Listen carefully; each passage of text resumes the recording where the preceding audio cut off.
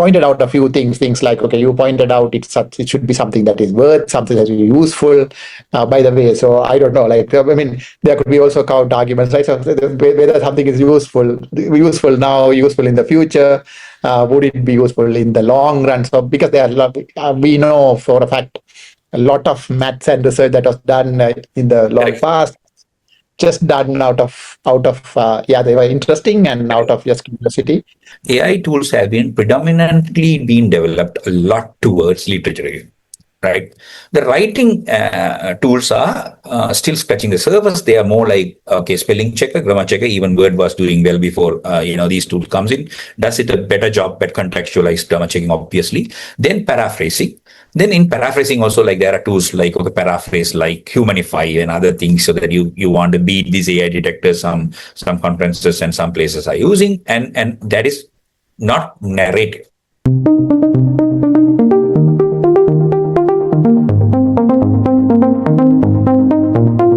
So, welcome all of you to the second session of the Research in the AI Era online workshop series.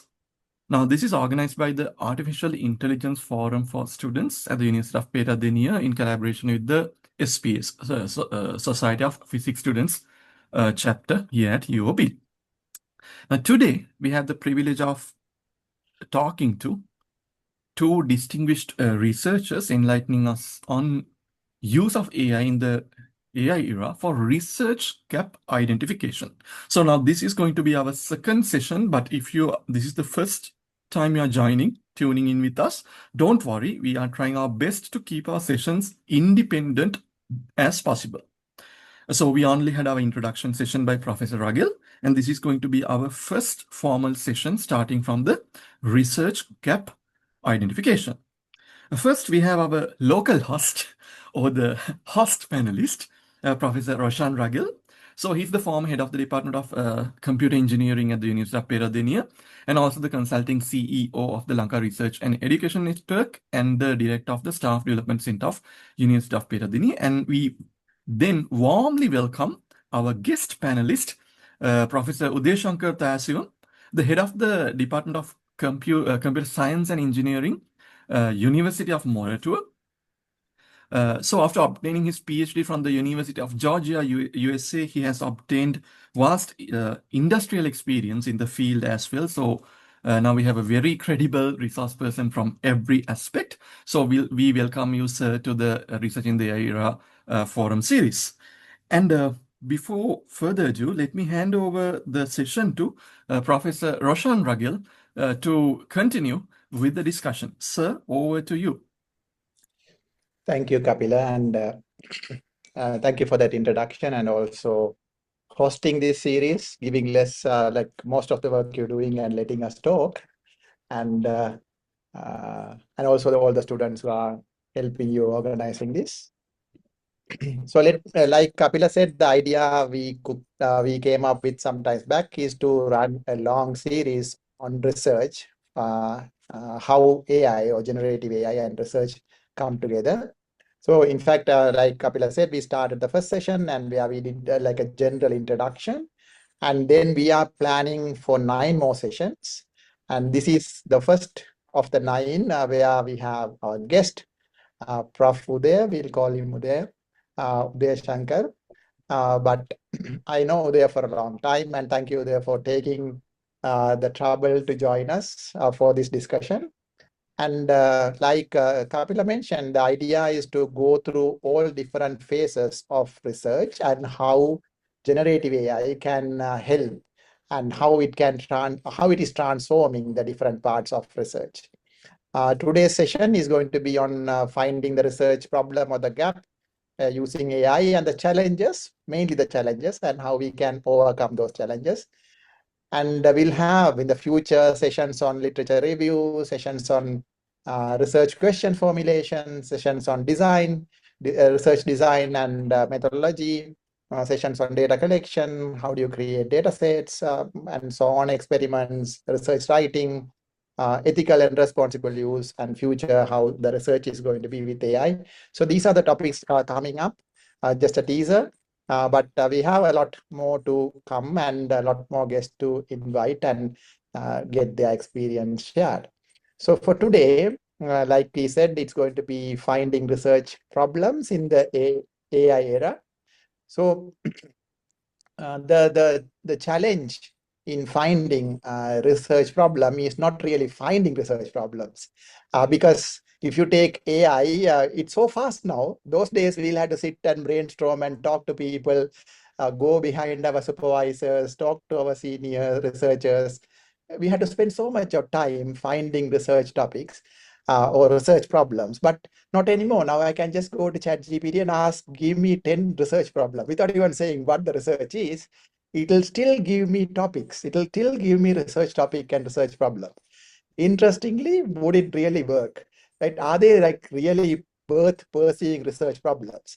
How do we identify such research problems and how do we navigate through this space to narrow down and find proper research problems that really can be we can work on?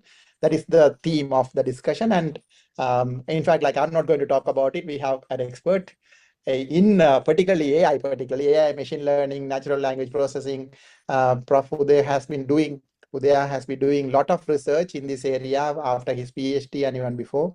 And now he's, like Kapila said, head of the department, and also he runs a research center at Moratuwa related to similar area.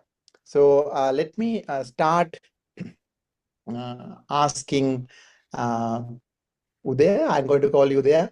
Yeah, please, just be Right, so casual, we'll please. formal, yeah.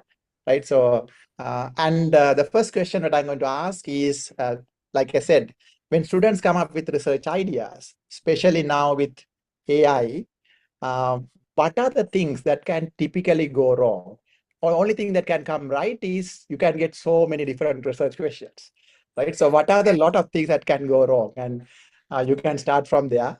There, where to? Sure. So first of all, thank you so much, Adun and Roshan, Professor Roshan, for having me here, as well as the host of this, as well as the host of the session, like who is helping with the logistics, and the research center from University of Pennsylvania for conducting the series is very valuable, timely, and I think this is going to really help a lot. I believe there's a lot of dialogue happening, around the world, especially with the social media. A lot of noise is there. Uh, uh, Especially the computer engineers in this part of the world, don't step a lot into this, social media platform and voice out and have dialogues. It has become partly we are the creators of such a noise. So some of these very valuable, very deep rooted conversations are being now not so much appreciated. And glad to see such a large number of people are listening to this, because people are complaining about attention span is reducing, and really looking forward to have a very you know, strong conversation where we go really deep, peeling the layers and see how far we can go. And that's what. That is why I got excited about this, opportunity. And let's keep it informal, Roshan. Like so, it's easier that way. And thanks again for having me. So, coming straight to the question that you opened up. So, what are the places it could go wrong, right? So, one major problem that I see is that people, when they use AI, they just go and ask a very broad question, as you put it out, like give me 10 research topics, right? So even if you ask like, okay, 10, give me 10 research topics in IoT, right? Then again, I would say that it'll give you a very general answer to you, right? Now, I wanted a student to understand when you want to do a project, you want to do a project that you kind of own and you're very happy at the end when you finish it, right?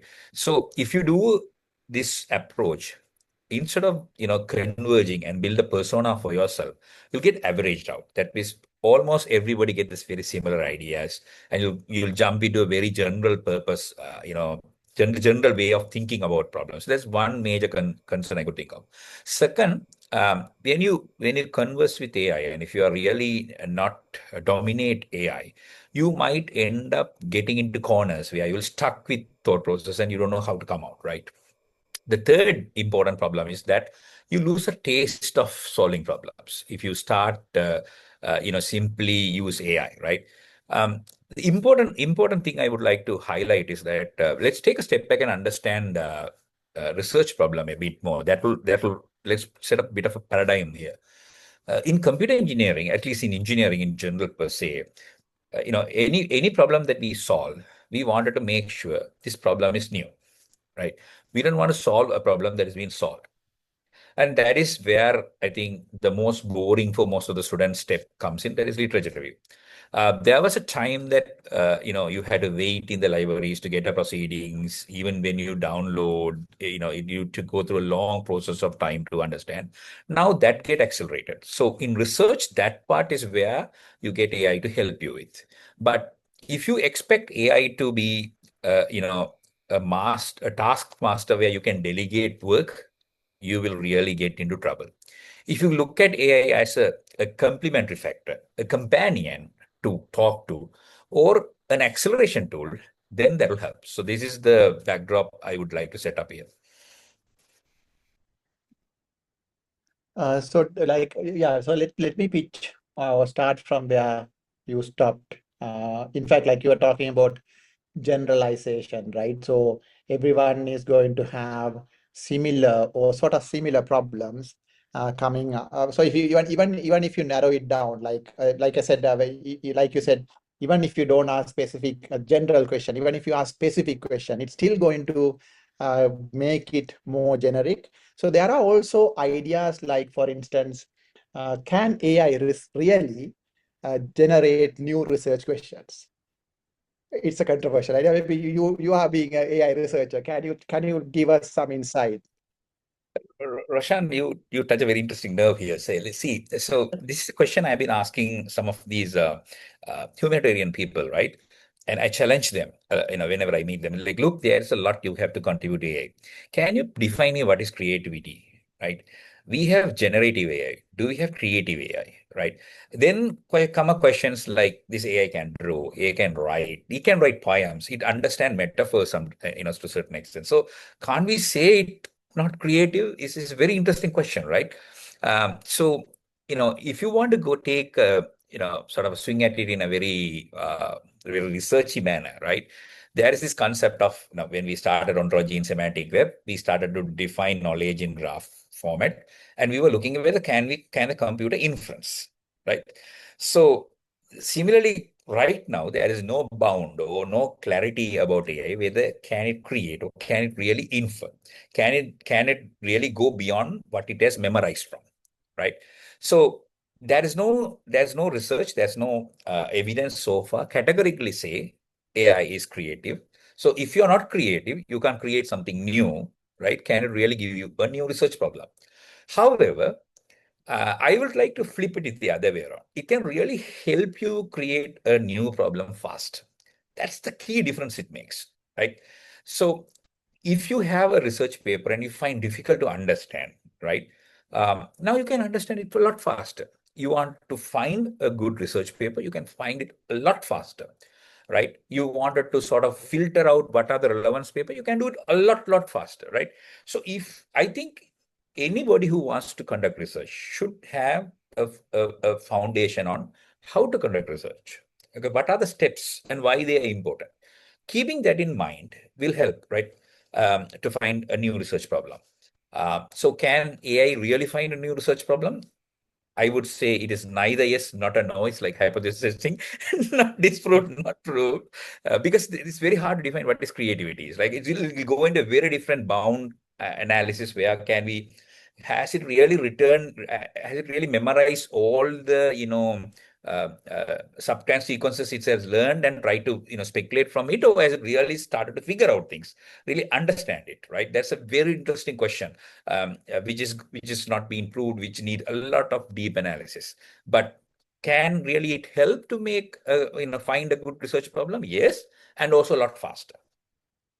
Yeah, that's like a different way of looking at it, and I think the students will definitely take that note of that, right? So I think that what you are really saying is you don't really have to look at AI to give you a problem, but use it to find your problem. right? Yes. So use it the best way possible. There you can make it faster. You can literature review and whatnot. You can do it faster. Learning, you can do it much faster. Understanding, now you can any research paper. Those days, some of the research papers. So researchers, we also wanted to show our colors and write papers much harder, right? So that's something that we do. And then when somebody else wanted to read it, and at least early researchers want to read it, it becomes so hard. Now it's becoming so easy. Even there are specific prompts to say, okay, tell me this like how you say it to a 5-year-old or 10-year-old and so on. So you can bring down what you really want to do. And so that's perfect. And I think that matches what the students need to do as well. So the next thing that you highlighted is the if you're going to ask AI to give research problems, it can take you to a corner, you said. I picked that word, the corner.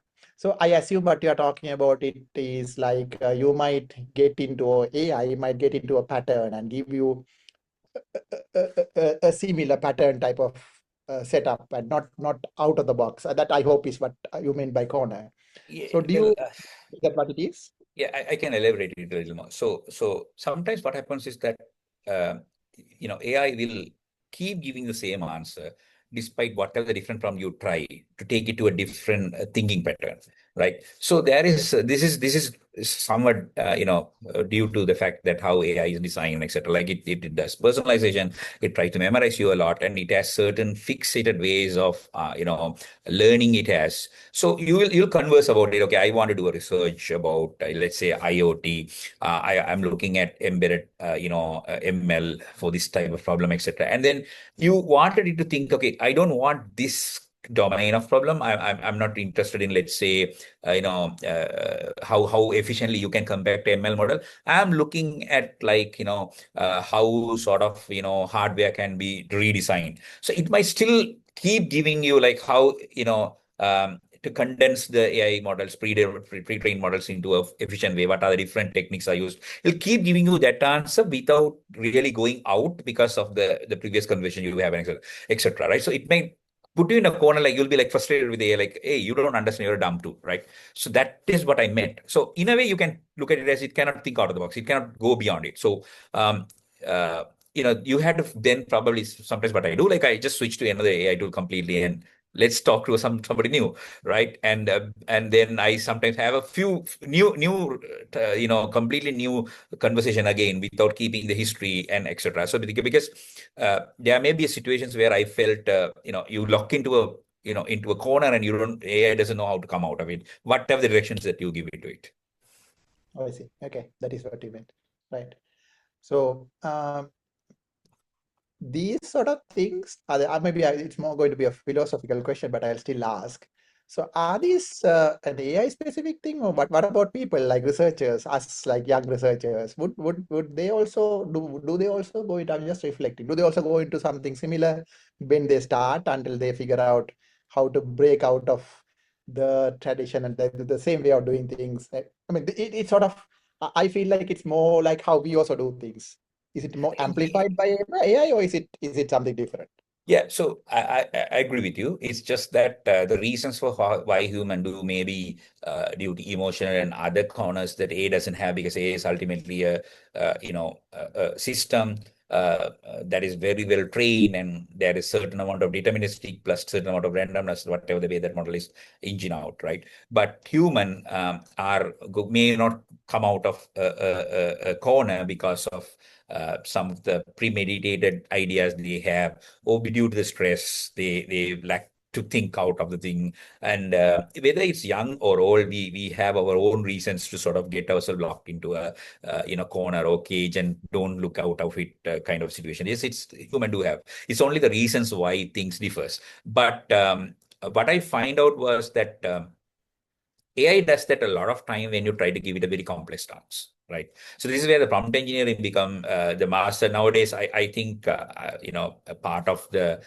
language skill, communication, presentation skill, we probably have to include prompt engineering as just one module. I look at it as a very basic sort of one kind of thing. It's not, even though the word engineering is there, it's not that complicated. However, a lot of it goes with how do you talk, how do you think, right? Like it's attached to that. So English teaching have to now have a module called how to talk to AI, right? How to talk to people, how to talk to public, how to talk to your supervisor, how to write email, how to write to AI become another module there. So that's how I look at it. That's important and interesting. Yeah. So I didn't think about it like that. Yes, I thought like prompt engineering is very important, and we have been talking about it. But yeah, it's a communication skill, This is and therefore, yeah, it has to be part of. Yeah, so that's something interesting.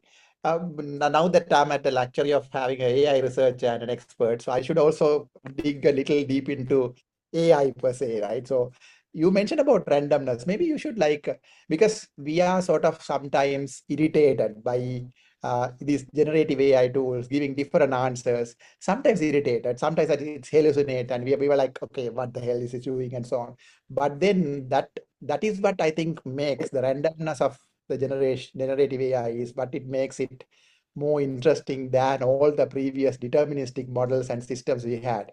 Now that you know you are an expert in this, so maybe you should share some thoughts about how why the AI randomness is something that is worth pursuing, and why are we having all this generative AI? It's not, I'm going a bit off our original topic, but because you it's mentioned fun. Yeah. So I think randomness is a sort of a crude approximation of what is happening there. If there is a expert might not happy with the way that I am going to term it, but yeah, I'm that's terming it I this. just Yeah, to give you some I'm background. terming it this way primarily because for the benefit of the audience to get the picture right. So this concept of hallucination or the concept of generation to begin with, where like there is a bit of wowness, there is a bit of going beyond our idea, right? It's not new, right? If you take it a step back where we had information retrieval system, right? When we start searching on Google or any IR system for that matter, there is a concept called zig and zag, right? You have something in mind, you search, but we wanted to also take you out of that, right? For example, like in YouTube, you like A.R. Rahman music, you like certain Sri Lankan baila, you like certain kind of melody, you keep watching that, you're stuck to that videos. You don't come out of that, right? So but YouTube wanted you to watch more. There are new things come. So they zack. They always, you have certain thing in your mind, you have some preference, your stick, but they always test your taste and try to diversify you. This is same with products as well. You go to buy in an e-commerce system, you have certain things you always like. They'll try to give you something off the bat, something so that you can, that's the way things works. So there is always a need for zack. You know what you want, you give, that is it. Zag is just, we always have to sort of give something slightly off, right?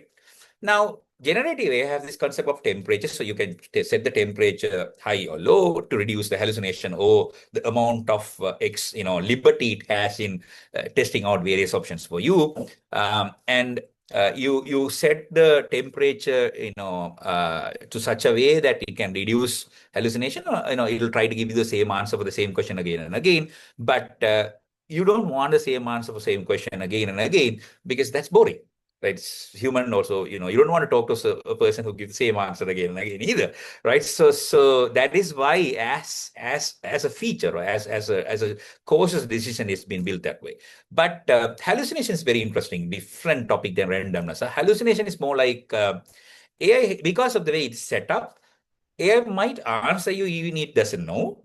The risk is possible. It'll sound so confident, even even though it has no idea about what it's talking about, right? We have seen a lot of people like that too, right? But then again, like when AI does it, people tend to believe because of the branding and everything, etc. People will tend to believe. That is where then we had to be really cautious about. So a lot of careful prompting and a lot of other skills are needed. I'll probably later touch upon. There's a paradigm I have in mind. Is what I recommend my students, that when you want to do a research problem, there's a paradigm that you should look at. If you go that approach, that you can solve. But again, coming back to your question, yes, I hope that I've touched upon a few things there. Yeah. Thank you. That's interesting. Yeah.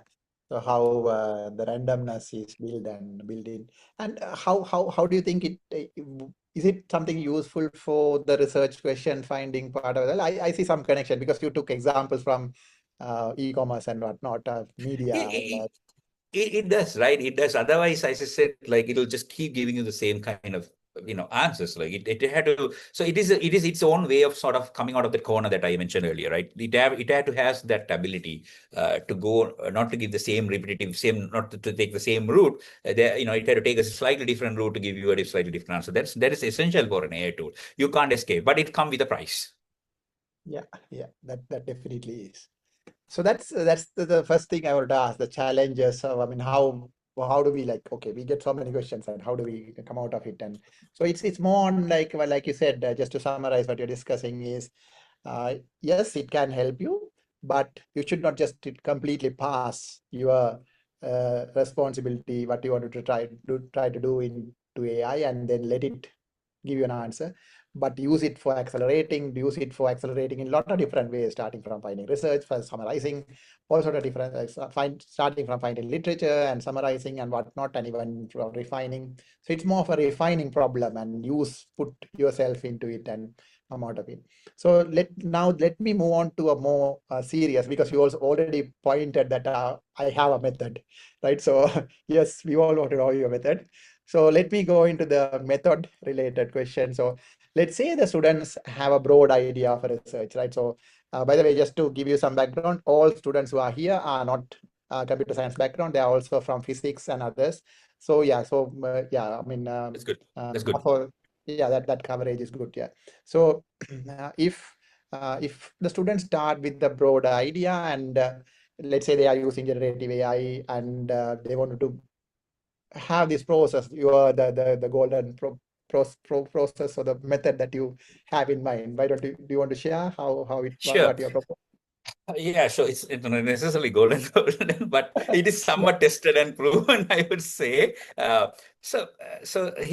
is the thing, right? There are so if you take a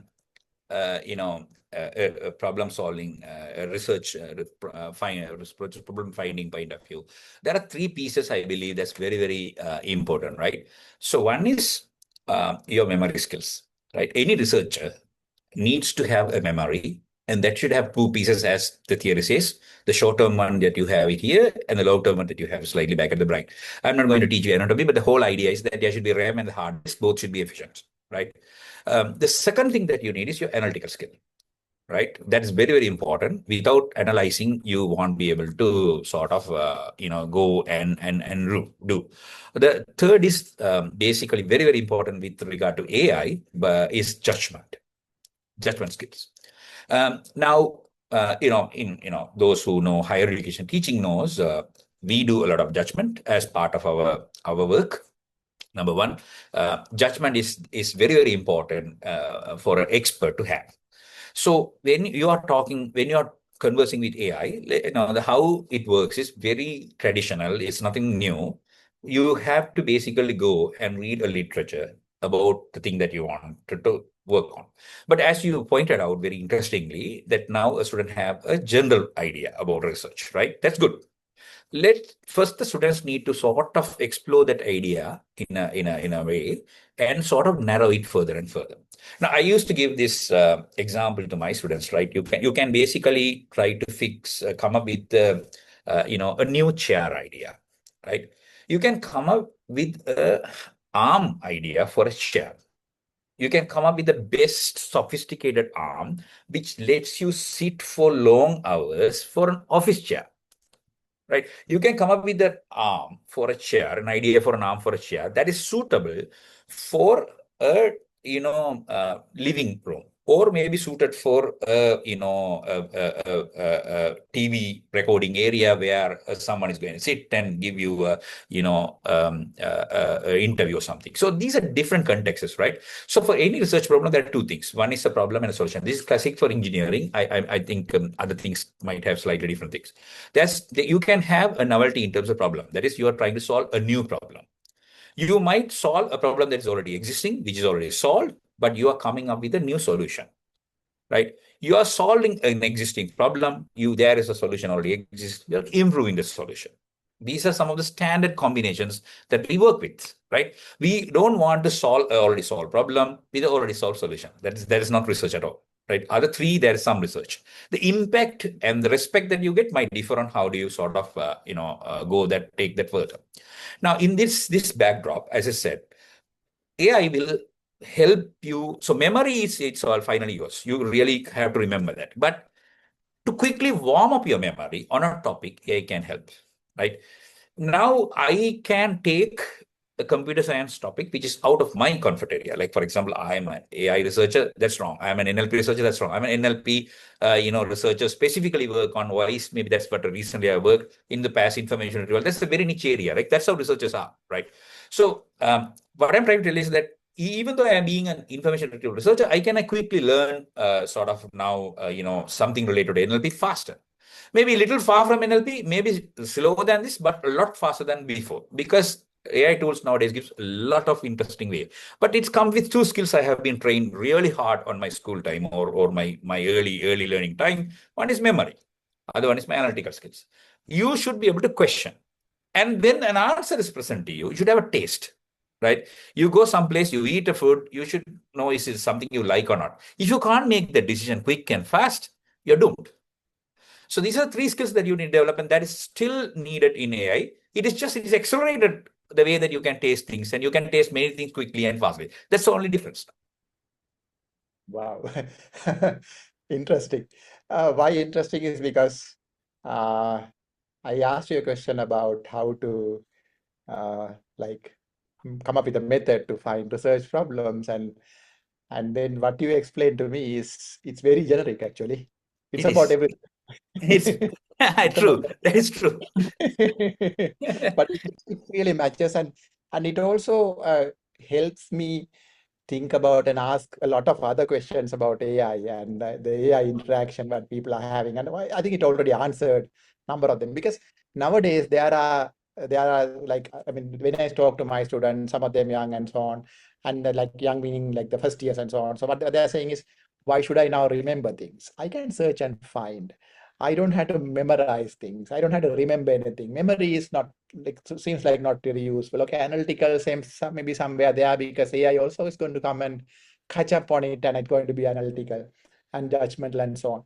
So, but then you brought up at the right place, like, okay, so if you have to do a proper research and you have to find a problem, you have to have all that so that you can converse and you can do this better, right? So it applies to every other thing that you do with AI, I believe, and that's why I meant what I meant by, yeah. So that's okay. So I mean, do you want to say anything about like those who think, okay, memory is not so useful because now we have enough computer memory and also fast way of retrieving them, and also like you said, RAM and hard drive, you have enough of it, and you have really fast way of retrieving them. Actually, what the counter argument is, you can also talk to it and retrieve it. Earlier, you had to search and query, and which is difficult. Now anybody can talk and retrieve. What's your take? See, so let's say that the same example I took. I wanted now invent a new arm for a chair, right? Now, if I knew something about material engineering, if I knew something about designs and curves, and if I knew something about anatomy of arm and everything, and I have to put this together, if I can dynamically put in my mind, I can really drive the car. See, if you expect AI to do all these things, it will really mess up. AI is very good at giving you suggestions for a narrowed down, very well defined problem. Now, if the people, students can easily test it out. Go and ask a question like this, right? Go and ask a question like, give me a good idea for a chair arm design. Very simple question, straightforward, reasonably open design, in my opinion. Instead of it, tell, I want to design a chair. I am a first year student who has this experience, right? I am designing it for a 3-month in-class research project, right? So you bound the time, you tell who you are, why you are building it out, and you are telling this is for this type of chair, this is for office chair. I am building it so that it helps somebody to sit for long without having a back pain, without to stress their arm for too long. So what is your objective? Everything, if you bake it up in one prompt, it gets narrows it down. Again, there's an interesting concept in AI. Again, this is very common chain of thought. That is that if you are asking it for to give you a solution for anything, break it down, task it out, and go one by one. Then you get better. The narrower the scope that you give, the smaller the problem that you give, AI does a relatively better job. If you give a very complex things, the answer it is going to give will be pages and pages, and it will confuse you, right? Number one. Number two, why memory is important, right? Why memory is important is that AI is a good companion, as I said. It is not a master, right? And I think if you really want you to be useful for the society, don't let it be a master. If AI is a master, I'll buy an AI. I will not hire you. Very simple, right? So if AI is not a master, it can only be an assistant, then you really need to dominate it. Then whatever the information it has given, can you memorize it? Can you remember? Can you put in your RAM? And there is a certain core skill you have in your backend that have to come handy. Otherwise, what will happen is it will take a long time for you to process what is in front of you. The third part, as I said, analytics, maybe people have maybe able to do. I don't know how to do that analytics without memory, but judgment, how do you do that? Because you have certain other things, and ideas also pops to your mind as you have a conversation with AI, as you navigate the space of literature, yourself, right? So you have some idea about some mathematics matrix operation somewhere you learned, and you are talking about some other problem about transformers and attention, etc. It clicks and you're like, okay, if I apply this equation here, it'll be faster, right? Like, can I try it out? So you can validate that with AI. You can ask AI, hey, will it work? It might say yes and no. It will give you. Then that's the way it works. So my view is like, if you have ever worked, have got work from somebody, at least we have experience, you and me, working with research students or TAs giving task. And when they come back and say, I've done it, you have to verify it. You're like, okay, show me. And then you're like, oh, no, this is not what I asked you. So there is a lot of conversation go with you. Same with AI, right? At least humans have sense and empathy and can read eyes and be reactive. AI can't be. Yet, Yeah, at least yeah. yet, at least yet. At least yet, yeah. Yes. Definitely, that's very true, and I think like you have, like I told you, you have given a really good overall idea about the three steps, and also it also goes beyond what a tool and an AI like a machine learning model can do, and what we had to do, where we had to fit in. So that's like really useful, and I believe the students will take it positively and use it and understand and also become the masters, like you were saying, right? So in this process of still at the methodology, in this process, we will talk specifically about the literature later in more detail, but where do you see the literature literature fit in? You just touched upon the area by saying, yes, it fits in like you can accelerate it, like you can do it faster and so on. But in more detail, where does it fit in properly, like within the research question So, five, like, yeah. yeah. So let's go back to basics and for the benefit of the students again. Any research, right? We keep asking them, okay, what is the research gap? So that tells that there is a problem that is not solved. So how do I find a research gap? And how do I confirm that there is a research gap? Those things you can do faster. Now, faster, what I meant is there was a time like maybe 20 years ago, maybe before the digital indexes came in, you had to go to a library, stay in a queue, get the proceedings, see whether that paper really makes sense. You spend a week, then you go back and then wait for another 2-3 weeks to get the another proceedings. That was the time. Then came a digital era. You can quickly download the PDF, but you still have to scratch your head. As you said, some of the papers you don't understand. Sometimes how they've gone from step A to B, they'll just mention 2 steps. You need to read another 10 papers to figure things out. Now, all these are on a fingertip, but you need a question. You need to keep question, right? I remember a lot of students used to tell me when then they are being given one paper to read, they'll be like, to understand, I have to read a lot of references. To understand the reference, I have to read a lot of, it's just expanding like a tree, and I am stressed. A student who is stressed in a 1 month, I think is a good student. Like he understand the path, he has put the effort. So then I'm like, calm down. This is how we have been going through. Like, it's okay. Student who doesn't get stressed, he doesn't explore. So he's not trying to make sense out of this paper. Now, the benefit for the student is that he can cut through the language barrier, right? You can ask it to explain it to me like a grade 5 student. Explain to me, because see, I don't understand this word. Can you explain this? So that exploration become a lot faster, right? That is with the AI. Now, coming back literature review, why literature review? It helps you with the research gap. You have to start there, right? Number one. Number two, once you find a research gap, right? Let's say there is a gap that you want to solve. We want to know, does it really helps the humanity? I don't want you to do something that has no benefit for anybody. Like, that's what his motivation is about. So you can ask the AI, okay, I think these are the motivation. Do you think you believe with me? You can confer with the AI as a companion, or you can ask it like, if you can't really think motivations for your research, you ask AI, okay, can tell me why I should solve this problem. Why do you think this problem solving helps, right? So start with the gap. You found why we need to help. It helps certain people, or certain way to improve the energy. It brings the world peace, whatever, right? So the third part of the puzzle is it challenging enough? So that's why I said, like at the beginning of giving a very long context for a problem, I said 3 months in class project. So there's a scope for it. There's expectation set to that way. So this is my MPhil thesis. That's a different expectation altogether. This is I am targeting an A-star conference. There's a different. So what I'm trying to tell is that challenge part tells you, is this fit what the challenge I'm aspiring to do, right? So research literature review give you a good research gap, right? That's very important. And it trains you on the background of the problem enough so that you can also argue about motivation for it, right? As well as you should be able to tell the challenges of solving this problem. Challenges as in, I wanted to understand what you're solving is something a week of effort, something a 2 weeks of effort, something. What are the steps that really involves in tackling this problem? You have to convince that. So this is part research problem finding is not just finding a problem. You have to find a problem, understand the size of it, understand the impact of it. All three put together only we normally approve a problem in a traditional setup. Yeah, so that in fact gives us so we have an idea, and now we also have a possible, like we should also now have a gap like that you have listed down from the literature and how it is connected.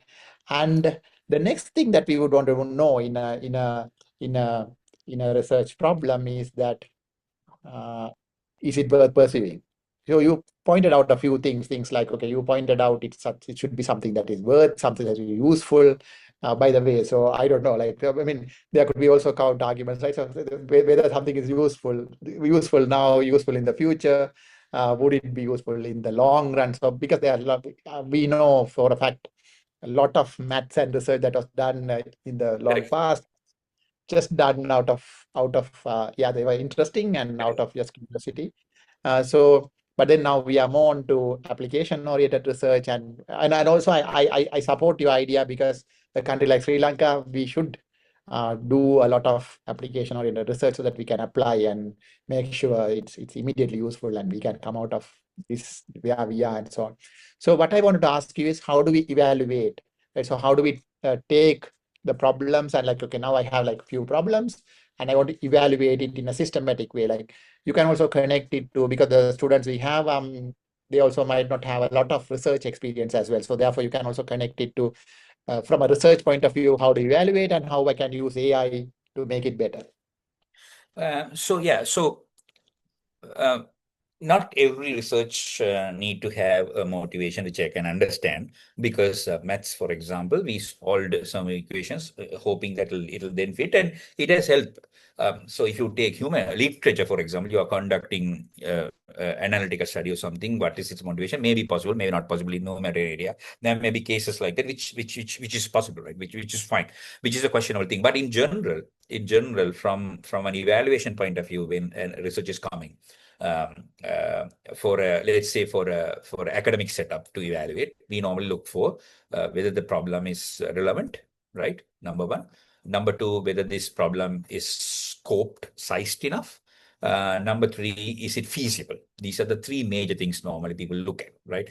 Feasibility is one thing that you should very carefully look at, whether you have the right data, if it is data driven, you have the right tools, you have the right resource, will it be timely available for you? What's the cost part of it? These are very important question earlier you should know, because you don't want to take a project where you don't have access to large GPUs, but then you want to conduct an AI research. You don't have access to certain apparatus, but you want to conduct certain chemical this thing without having the necessary apparatus, so access to that. So that's very important, the feasibility part and etc. This is how they are looking at it. If you look at a research that is getting published, what they primarily look at is, number one is novelty. Is it new problem? Number two is impact, right? That is more than, is go beyond motivation, in my opinion. Impact, that, how does it kind of change the research world? Does it contribute anything? So impact, is there. Now, sometimes research is being appreciated, even though it doesn't have a novelty, it has a contribution contribution to the research work. For example, I create this data set, it's useful, right?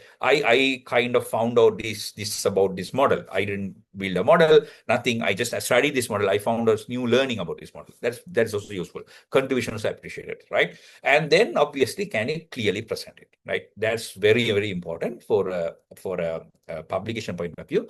How clear and simple narrative you put it into is very, very important. The more you complicate it, I am like, I don't understand, so you also don't know how to explain your research. That's not good. So a good scholar should be able to explain his or her research in a very simple words. Somebody can understand, also understand the audience and be able to explain. This very, very important skill of a researcher. So this is the expectation sort of at the two level, I would say, how, where the researcher evaluated. Does it make sense? Like, did I Yeah, answer your question? yeah, that makes sense. So the what research is, and yeah, most important I would say is, yeah, the story. So you should know the story, right, to tell.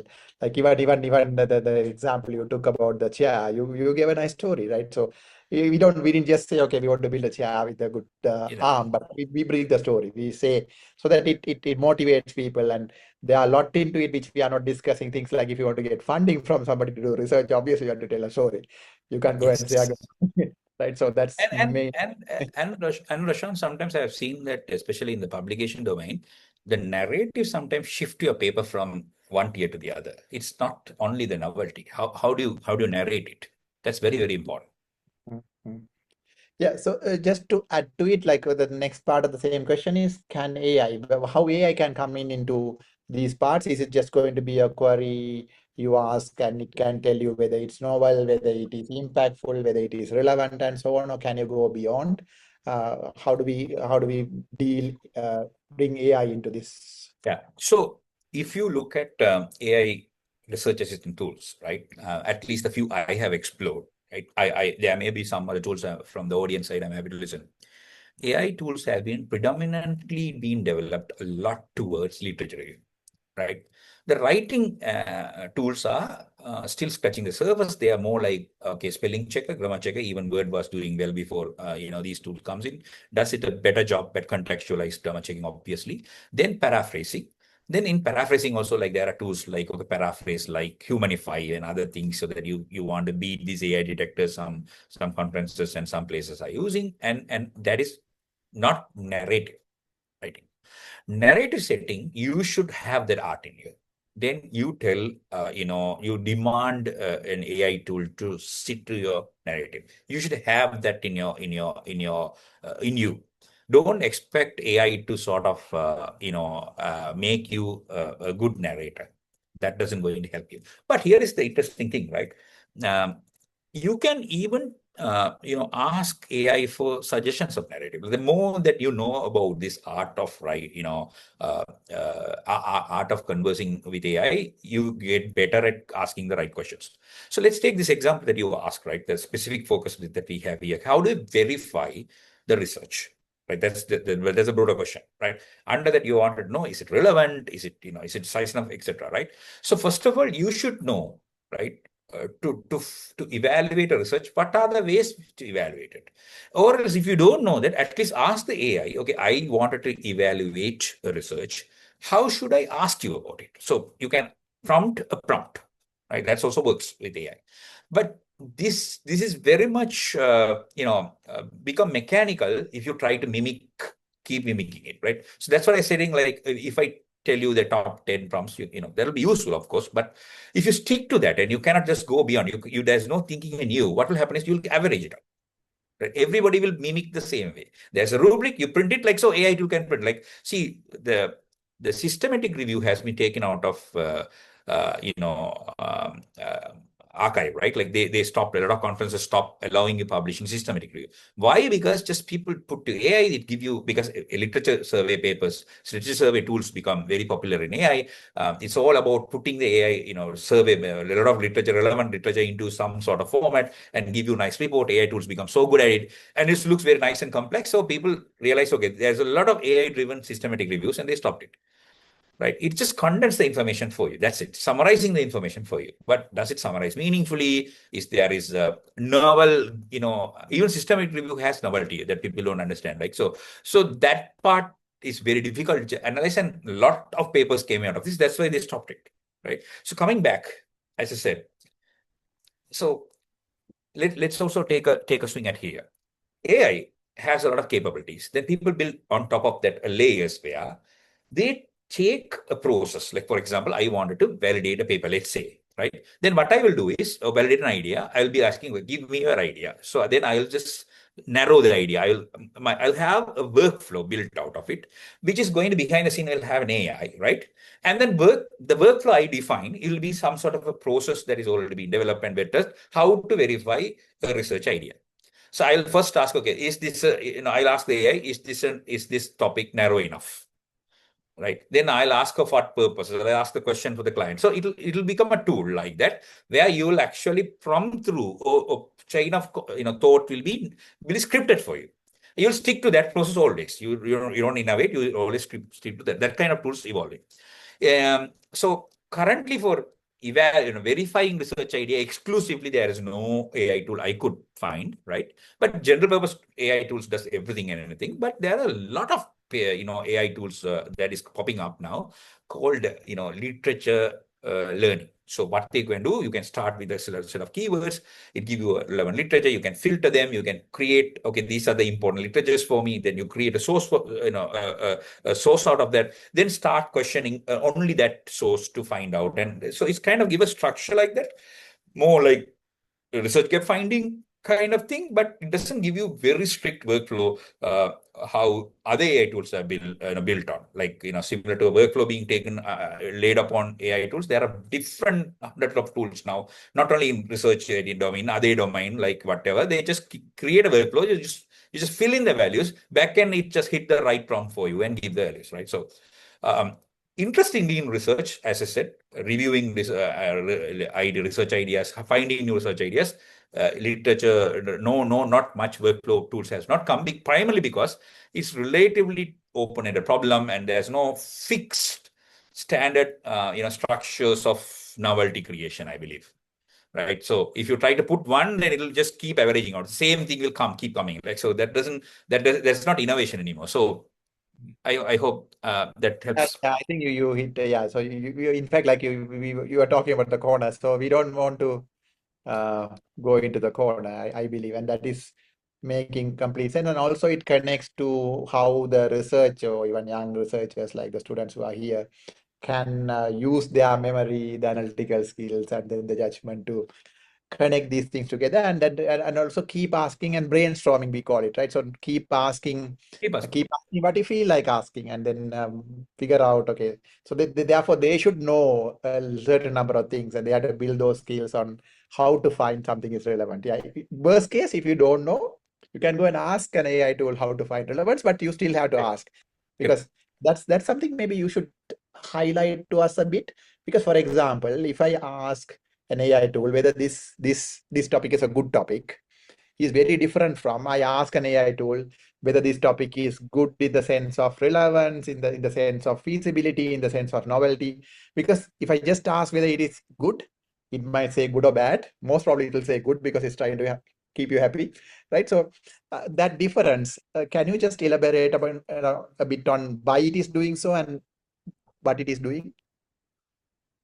Yeah. So let's devise that question again. So when it comes to first thing is that asking AI for prompt, right? My favorite analogy is if you're in a relationship, right? And especially there's a famous comedy scene in Tamil movie as well. A hero tried to woo a girl. So he tries A, he tries B, he tries C, numerous ways of trying to woo the girl. He just couldn't find a way. So finally he just fell in the feet of the girl and asked, "Hey, can you tell me how can I woo you?" Right. So similar analogy goes for AI tool. Like, you just don't know how to ask, or what is the right way of talking to AI. Just go and tell the AI, "Hey, look, I have this problem. I don't know what's the best way of asking you. Can you tell me?" That's what is prompting for a prompt. So that's being said, that is one thing. That being said, now evaluation, right, is very important. It connects to judgment skill. I always one of my favorite questions in the exam, and I poses this during my lectures as well. I ask students, okay, can you tell me this or that, which is better? Can you at least compare? That's step one of judging. Step two is, this is there. Can you tell me this is right or wrong? I want all the students who listen to this very carefully, right? This is very important for engineering, right? A lot of judgment are subjective. For example, this conversation me and Professor Roshan has, do you like it? Very subjective. Some people like it, some people don't like it. Some people say initially it was okay, late it was boring, first half was good, second like a movie review. Yeah, you do, right?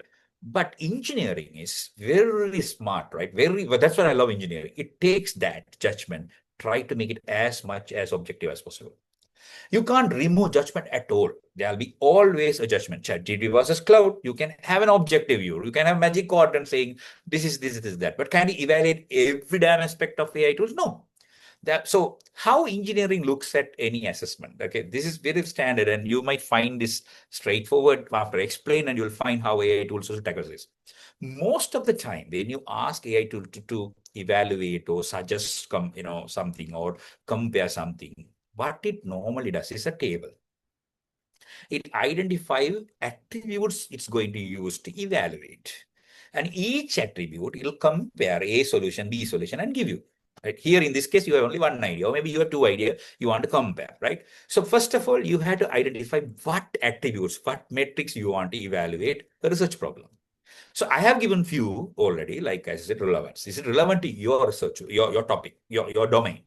Right? Size, scope. Is it sized enough for the type of project that you do?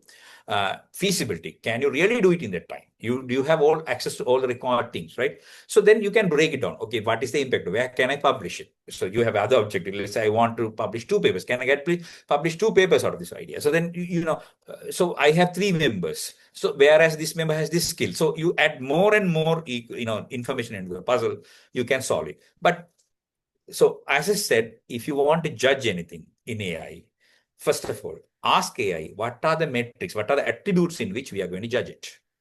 If AI might give you, again, that's where you have to be really on top of it. AI is not an oracle.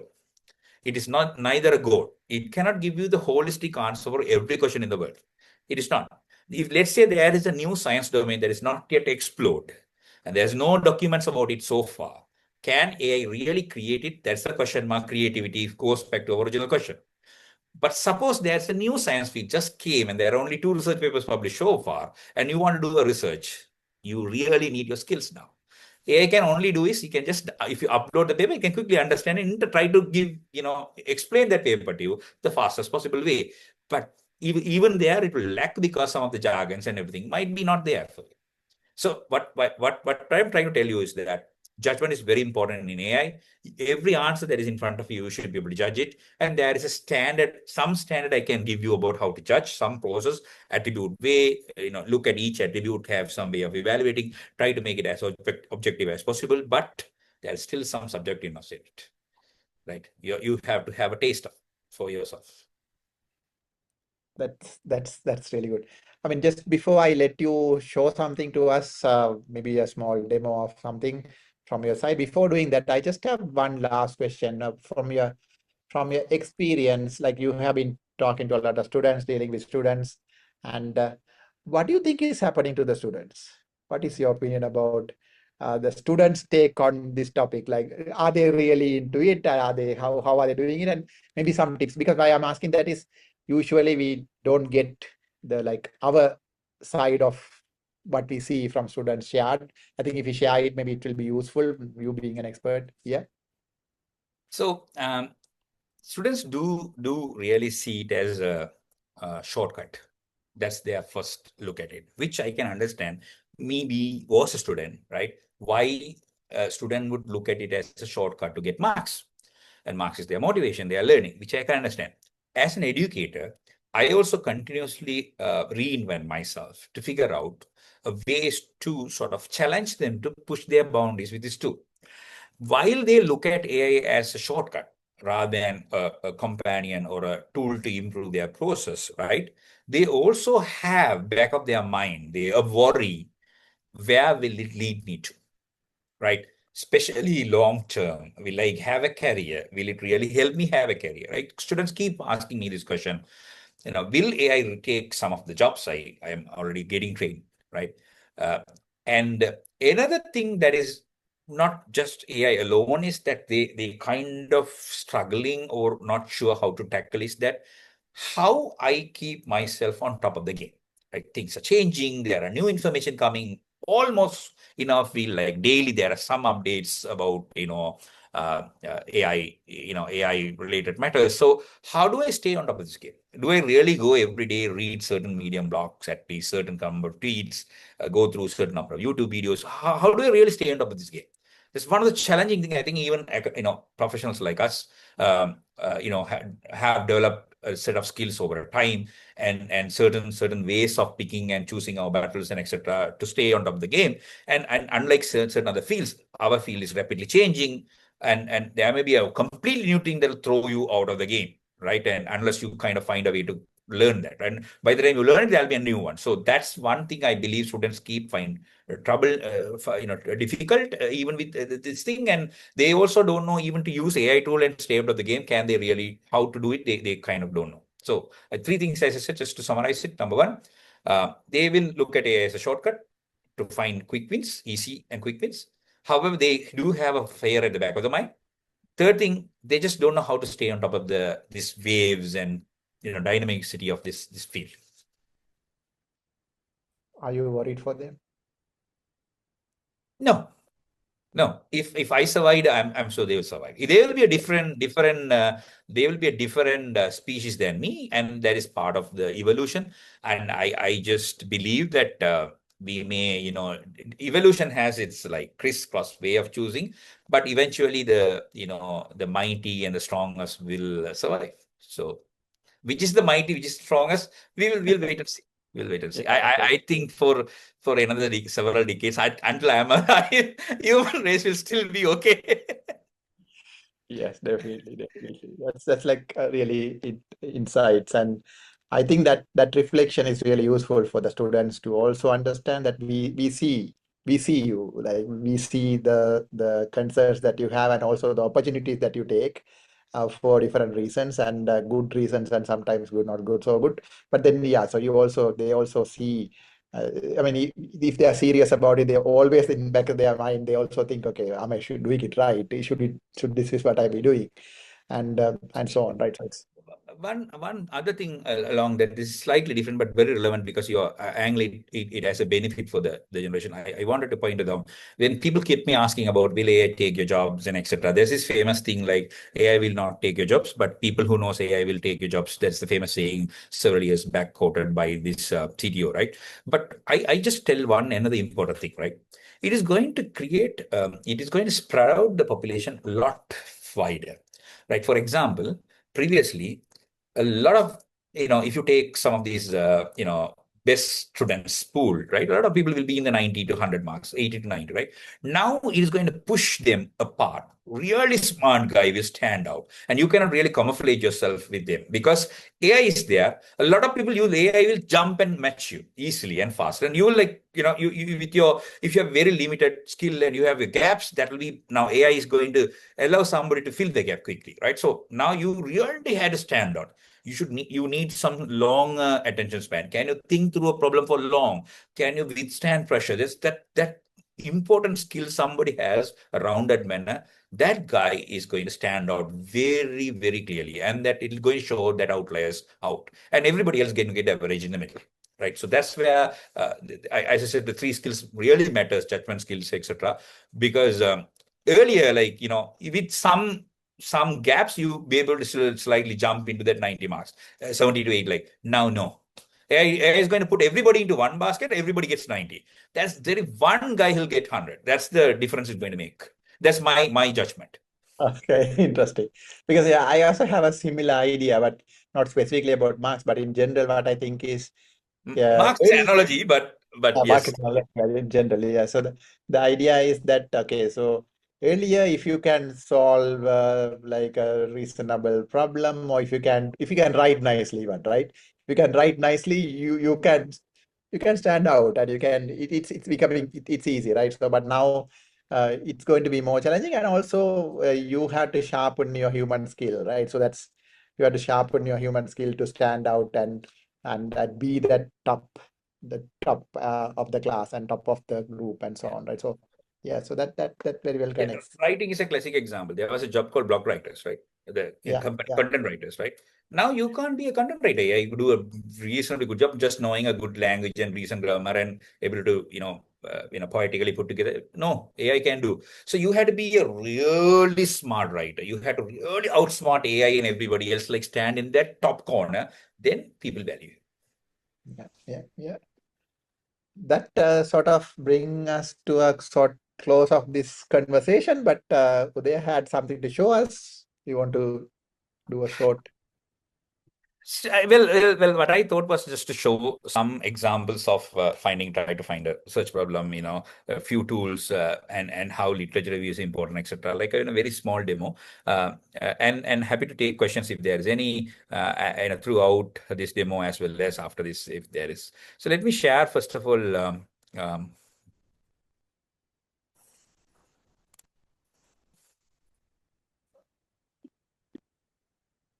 Right. I hope people can see. So I'm going to just give you, so I'm using 4 tools here. One is ChatGPT, then one is Perplexity, then Undermined, and then finally Elicit. So I'll put it in the chat for the benefit of the people, like all of you know, ChatGPT, Perplexity, and then Undermined, and then Elicit. So in these tools, like I'm going to use the free version, of course, but please understand that license versions give some more features. But that my objective of this conversation is neither to endorse a brand nor to promote anything, but just to give you sense of what is given, right? ChatGPT is general purpose conversation engine. It is for anything and everything to ask about, right? Sometimes nowadays, one of my favorite, this is, I don't have this color shirt, so what should I wear for this trouser? And you take a photo of yourself and it gives you a nice recommendation. So it can give any kind of recommendation, as I said, right? Now, but like if you want to ask it for a research problem, right? If you let's take a simple example, like the same chair example. I want to build a novel chair arm for office use. The objective is to build an armchair that lets someone sits longer, right?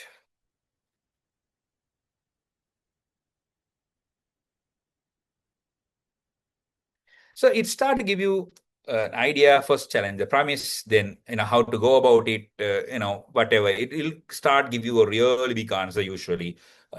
That's what is expected in a chat GPT, right? So the way that you may want to modify this slightly for the benefit is that right, and then give it a persona. Right, that's very popular prompt engineering idea, that give a chat GPT a persona, like consider yourself as an expert designer, right? So if instead of that, if you say consider yourself as an expert carpenter, the answer will be very different. So what persona you want ChatGPT to assume, you give that, right? Then give me a 100-word executive summary. What you want out of it. It's very important.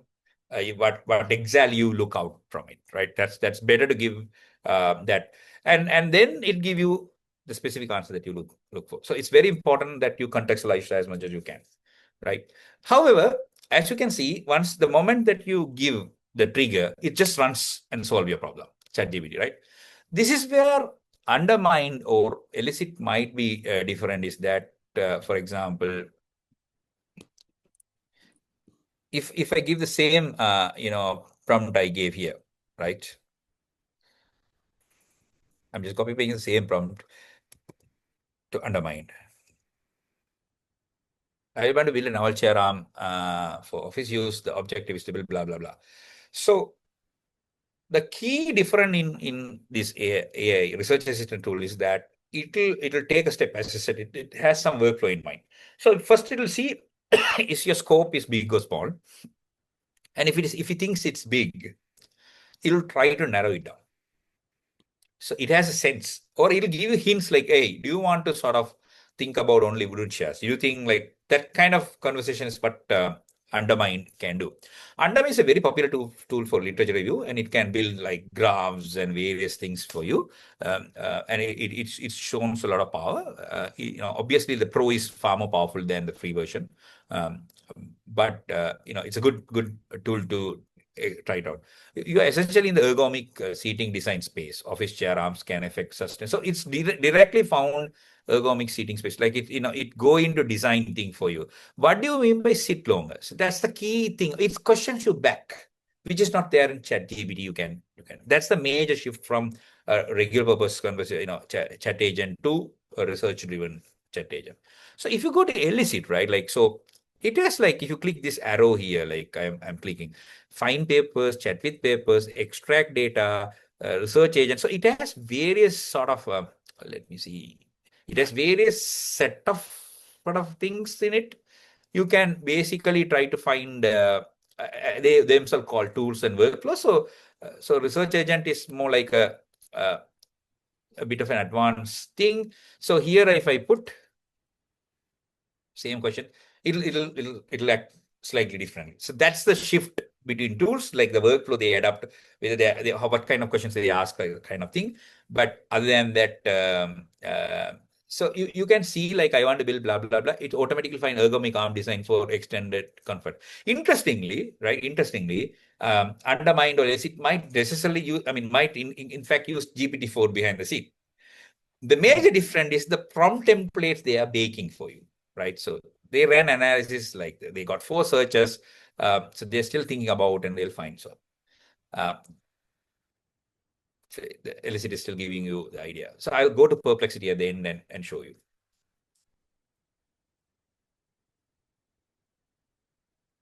So as I shown in the Elicit before, like, basically you can upload a paper or you can just point to the URL and say like, ask about and try to understand the paper. A quick kind of ergonomics papers point to simple pattern. Chair arms help most when blah, blah, blah. Relief muscle activity. And these papers are cited. 211 lab study found the armrest. So it gives you more of a sort of a literature review kind of thing. And then you can do follow-up. You can sketch an armrest concept with keys. So it gives you follow-up prompts. This is there even in ChatGPT, but the next step kind of thing. But the good thing is it doesn't copy here, because sometimes people copy with the do you want to this thing and send the email? So that's one benefit kind of thing. But you can also look at the view sources part. It is actually backed by research papers, right? Unlike ChatGPT, which is going beyond research papers, and citation is not always by default. Perplexity on that matter is kind of a similar version of ChatGPT, but like you can choose various models. It is not necessarily have to fit to one model per se, but the main idea of these guys again works a lot with research papers. It takes citation and original source as is one of its priority, right? So it's obviously going to be less fun than ChatGPT in that sense. If you look at how do you define fun is a different point, but you get the point. Like it's more source driven, etc. So it could be a little less interesting in that sense, but it may ensure that it doesn't go beyond. So it reduces the hallucination things and etc. for you. So and then you can ask the same question to this guy and see what the response it gives.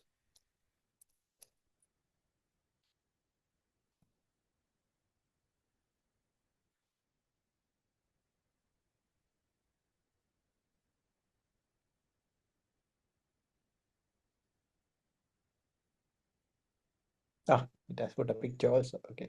Yes. So it just go into, and then, so that's the major shift, because this is again, in my opinion, Perplexity is more like a ChatGPT with a lot more guardrails and focusing more towards resources and etc. So, but Undermine and Elicit are very specific research assistants, and so you can see like here, it instead of answering, it just identify the background, but it give you 4 more questions. So it'll never start a process until it's happy with the scope of the problem.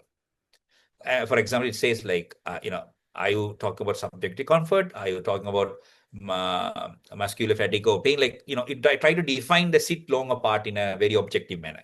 So I'm going to conduct a user survey at the end of the design and try to see which is going to win, or I'm going to do a very specific, stress point of the muscles be measured. So it narrows. Undermine will narrow that. Only after narrowing your scope, it'll start really giving you answers. It'll never give an answer from the beginning. That's the way that is designed. So this is the idea here, is to show you like how different tools take at tackling research problems, right? Finding. So that is one thing, and then, like, for fun we can also ask like ChatGPT, like, suggest a good prompt to ask Undermined tool about the following research. Make sure you adapt good prompting techniques and give the output in JSON. I'll tell you why JSON in a moment, in case people don't understand JSON. It's fine.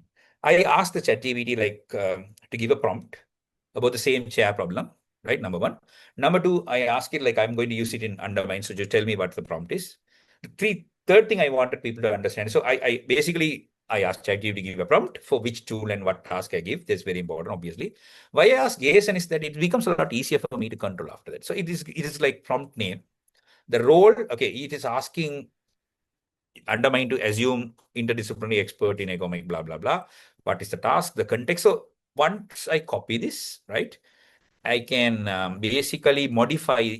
Suppose I'm not happy with any of this itemized thing, right? Otherwise, it will give a very big paragraph and you don't know where to go and figure out. You're lazy, you just copy paste. Here, it helps easy in modification later you wanted to do, right? That's the major benefit of getting into JSON formatted or similar kind of markdown way. So that's broadly what I wanted to show to begin with, but I'm happy to take it further based on the questions we have. So can we just copy paste the JSON format to, maybe the students might have questions like to other tools? Obviously, like you see this right hand side, there's a copy icon here. Yeah, Just click it, then it put a tick. Yeah, then you go to Undermine, and then I'll create another project. Yeah, basically I don't need to, but it's easier and they track it that way. Demo 3 done. I can invite other people to the same thing. I'm just keep it for now. So I'm going to say, oh, there's a report writer, but that is later. So I'm just going to give this.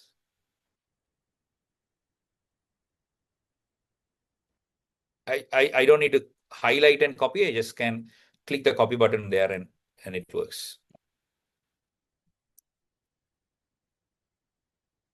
It is here.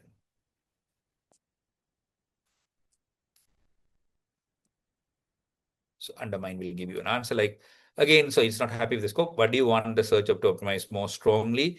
Finding unexplored research gaps or generating novel armless concept, or general desk work. Should I keep this broad across office work, or center the search on more specific prolonged use pattern like general desk work, keyboard plus mouse knowledge work? Which is the type of work? Like, look, I just defined office chair. It wanted me to further tell it, is it general purpose work or keyboard mouse computer based chair or intensive mouse dominant work? So so that is what is good about about Undermined in narrowing the research. So and it's also saying why I'm asking, because armness needs often differ more by task pattern and etc. So that is the key benefit of this thing. If you have to figure that out, you'll have to learn a lot. Like that's suggestion is there. Why I am asking this is the interesting feature in the Undermine that tells this why it's. So if you give this answer, then it'll like you can say like finding unexplored. And I always wouldn't jump to generating this concept. Because going step by step always help.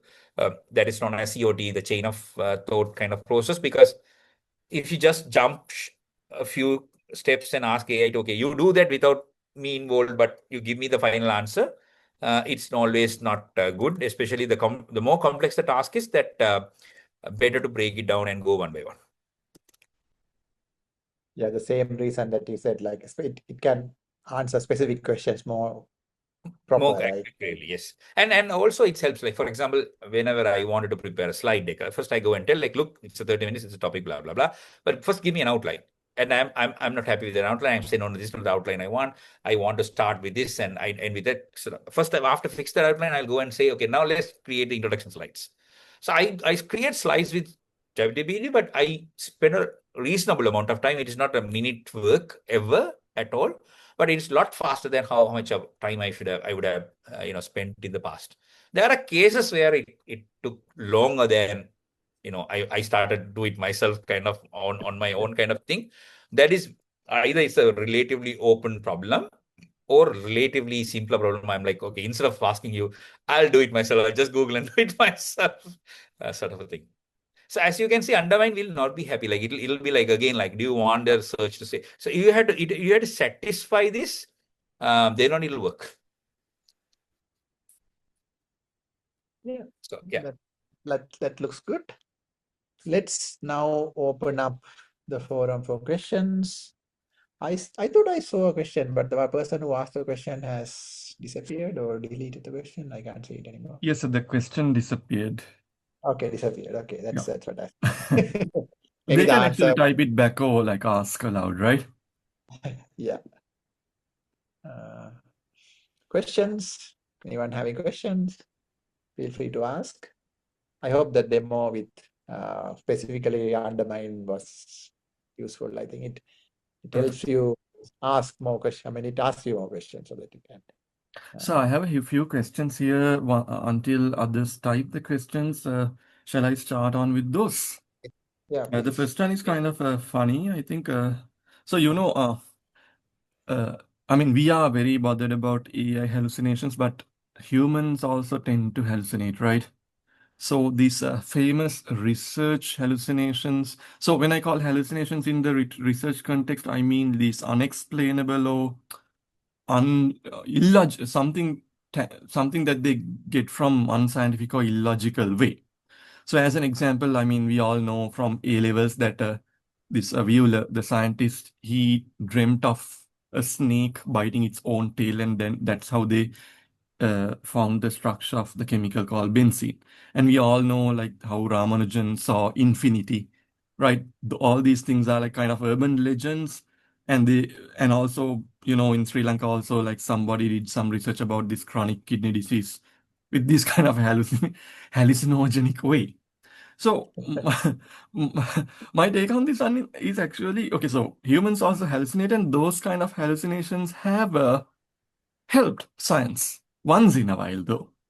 Would AI hallucinations also be helpful once in a while? No. I'll tell you why. I'll tell you why. There's a difference between hallucination and risk taking, right? Risk taking is good, and risk taking come with a little bit of a foolishness, right? Because risk is a foolish option, right? High risk.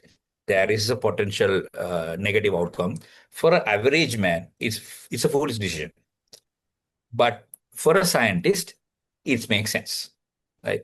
And scientists being a bit crazy or a bit offbeat, that's very common. That is why this guy, scientists have, especially childhood scientist stories are very funny. Like they do have a bit of they are an outliers, especially deep true scientists I'm talking about, and they tend to stand out. They take certain things, they try certain things that look weird, and that's how they find. But hallucination is nothing to do with risk taking, or nothing to do with like being an offbeat or something. Like hallucination is hallucination is basically AI will tell you something. It has never learned. There's no reference, no proof, nothing is there. It will just confirm something for you very confidently. That's the second part of the AI, right? So that is what is generally comes under hallucination back. So if you are somebody who doesn't know the domain, can't even make a judgment that it is actually hallucinating, it'll become a problem for you. And that is why people shifted from tools like ChatGPT to Perplexity, where to reduce hallucination, it goes to source-driven thing. And then the thinking, like the reasoning part comes in. Why I am telling you in undermined is to reduce. So why I am asking you is just not because I think they are connected. I think I'm asking you because of these reasons, kind of story. Right. So does it make sense to you? Yeah, it does perfect sense, sir, actually. Thank you. So, Mohammed Faiz is asking, is there any specific process to identify gaps from selective research papers for systematic literature review?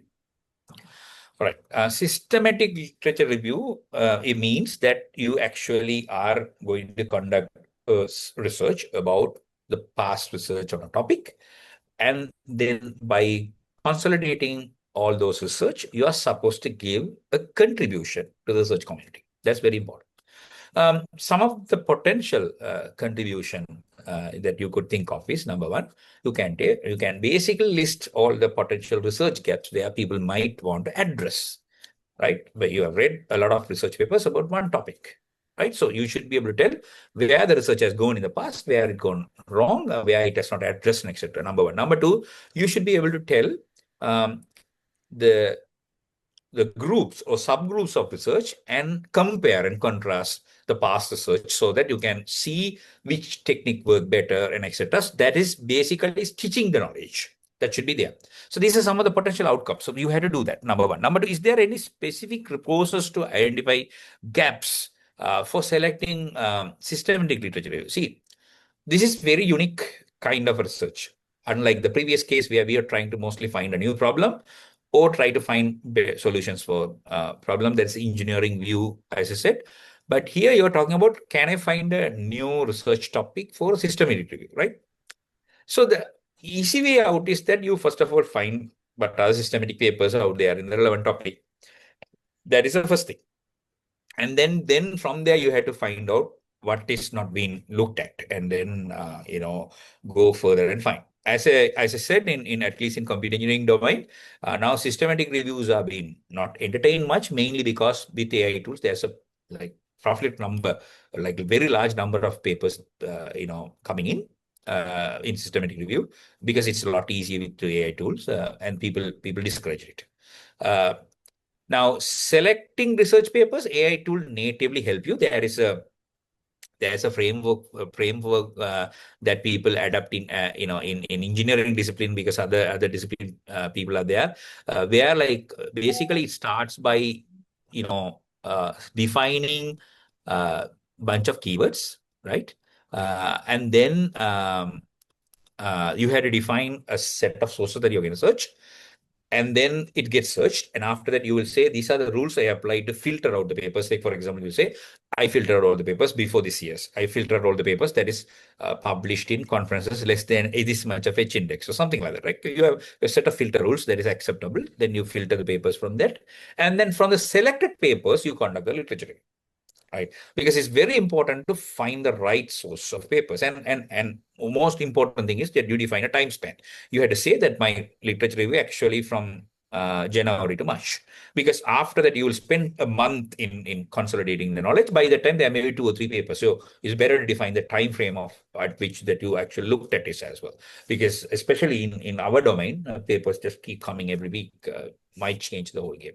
So that is about, and as I said, in this illicit tool as well as undermine type of tool, they kind of adopt this literature review framework, that is recommended. So I think In there's fact, and also we will be discussing a lot about literature review next time. So yeah. We have. I think the next session will be on literature reviews, and I think this is a good start for that as well. So I'm getting a lot of questions, but I think Nafis has a question. Nafis, it would be nice if you can just unmute and ask your question directly from the panelists. Nafis? Yeah, good afternoon, sir. Can you hear me? We can hear you clear. Yeah. Yes, sir. Thank you very much. It's your valuable time. First of all, you are doing this for the students, sake of the students. Sir, I am a student of, not from the engineering discipline, I'm from allied health sciences. And I don't have any idea yet about the research, because we have our research in our 4th year. So what I want to ask is, is there any specific tools can I use in terms of my discipline will be helpful to go through my research or facilitate my work throughout the process, sir? Just to be clear, what is your domain? Allied Allied health health science. Yes, I'm actually a radiography student, sir. radiology. All right. Yeah. So, here is how it works. Um, Perplexity, has indexed both literatures as well as case studies. So if you are interested in, only going through case studies, you can actually um, uh, specifically tell that to look only into, case studies or whatever. In the sense, like basically, uh, all these tools index all the standard literature indexes, so it is not domain specific at all. It works across the board. There is nothing that is specific for a tool I would suggest, and etc. But definitely in radiology there is a lot of image processing tools and relevant matters that is assisting your research method and etc. There are domain specific tools that are coming, converting a radiology outcome into a 3D model, analyzing radiology outcome a lot efficiently, like vision language models are the bunch of open source tools to specialized tools are there. But for the problem formulation point of view, I think you are good with the standard tools. I don't know anything that is domain specific, that's only look at one thing and deliver. To best of my knowledge, I don't. But I personally would recommend you should be okay with Elicitost and Undermine, because they are not only for computer engineering. They can basically they are indexing all the standard indexes out there. Yeah, including places like PubMed, which is more medical oriented. Correct. Repositories, they are all indexed, so you should be able to follow the same idea. In fact, like the example they took is not, so it's armchairs, not computer engineering, right? So Correct. So I Okay, think, sir. Thank you very much. okay, cool. You got a sufficient answer, right? So, sir, we have Yeah. Teshan's question back again in the chat. So, it's interesting. I think he's asking about authentic research. So, what he says is recently when he tried to find a research topic, one of his friends have told there is a type of a research where they are just using APIs of AIs as agents for a specific task. And these agents would act on a problem, work on a problem, and try to fix it. And the research actually is finding which agent fixes the problem most accurately. So his question actually is, can this be considered as a proper research? And also, if you go for go for an MPhil or something, he says they need more than one publication. And in that context, or in general context, I think his question is, uh, like his perspective is, he sees this just as a topic, like a project topic, not a research. So I think he's expecting like what is the originality, novelty of these kind of research or projects? Yeah. So again, there are two pieces when it comes to novelty, significance, contribution. For the students, they are different three words, but I'm just backing it. There are two things you should look at for the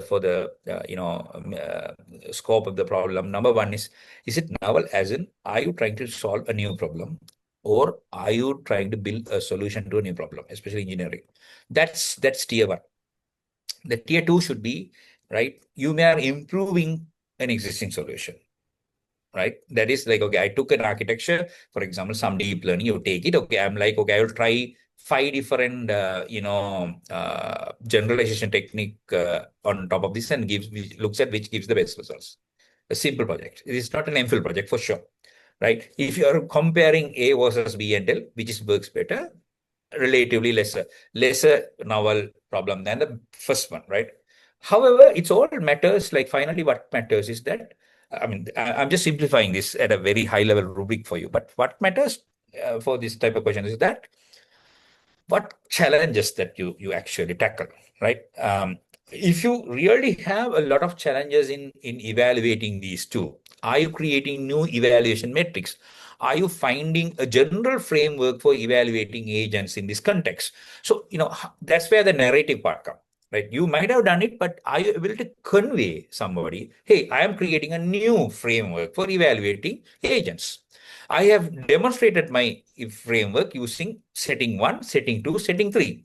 This framework offer you 3 different new measures, new metrics, going beyond only accuracy. So if you can set such a narrative, it may become MPhil. So it's all about, what is the challenge that you are going to solve. And that is why we need, essentially need to, we normally you will have to give a proposal, and your supervisors and other evaluators look at it, whether there is a substantial problem, that the problem is meet enough, is it feasible, or they look at all these, they ask you questions and confirm whether this is right or wrong. So I hope that I gave you how things works. So obviously there's no right or wrong answer for your question. I can take a project and convert it into an MPhil, but there's a lot of work to be done. From the face of it, it is not an MPhil. I think he also felt the same way. Sir, there are few questions that I got as direct messages, so I think I had to read them out as well.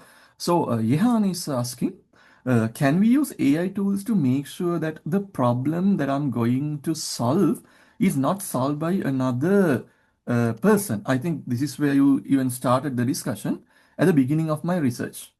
That's, I think, a very valid question. So what is your take on that? Sorry, can you repeat the question again for me? So he's asking, can we use AI tools to make sure that the problem that we are taking has not been solved by any other person?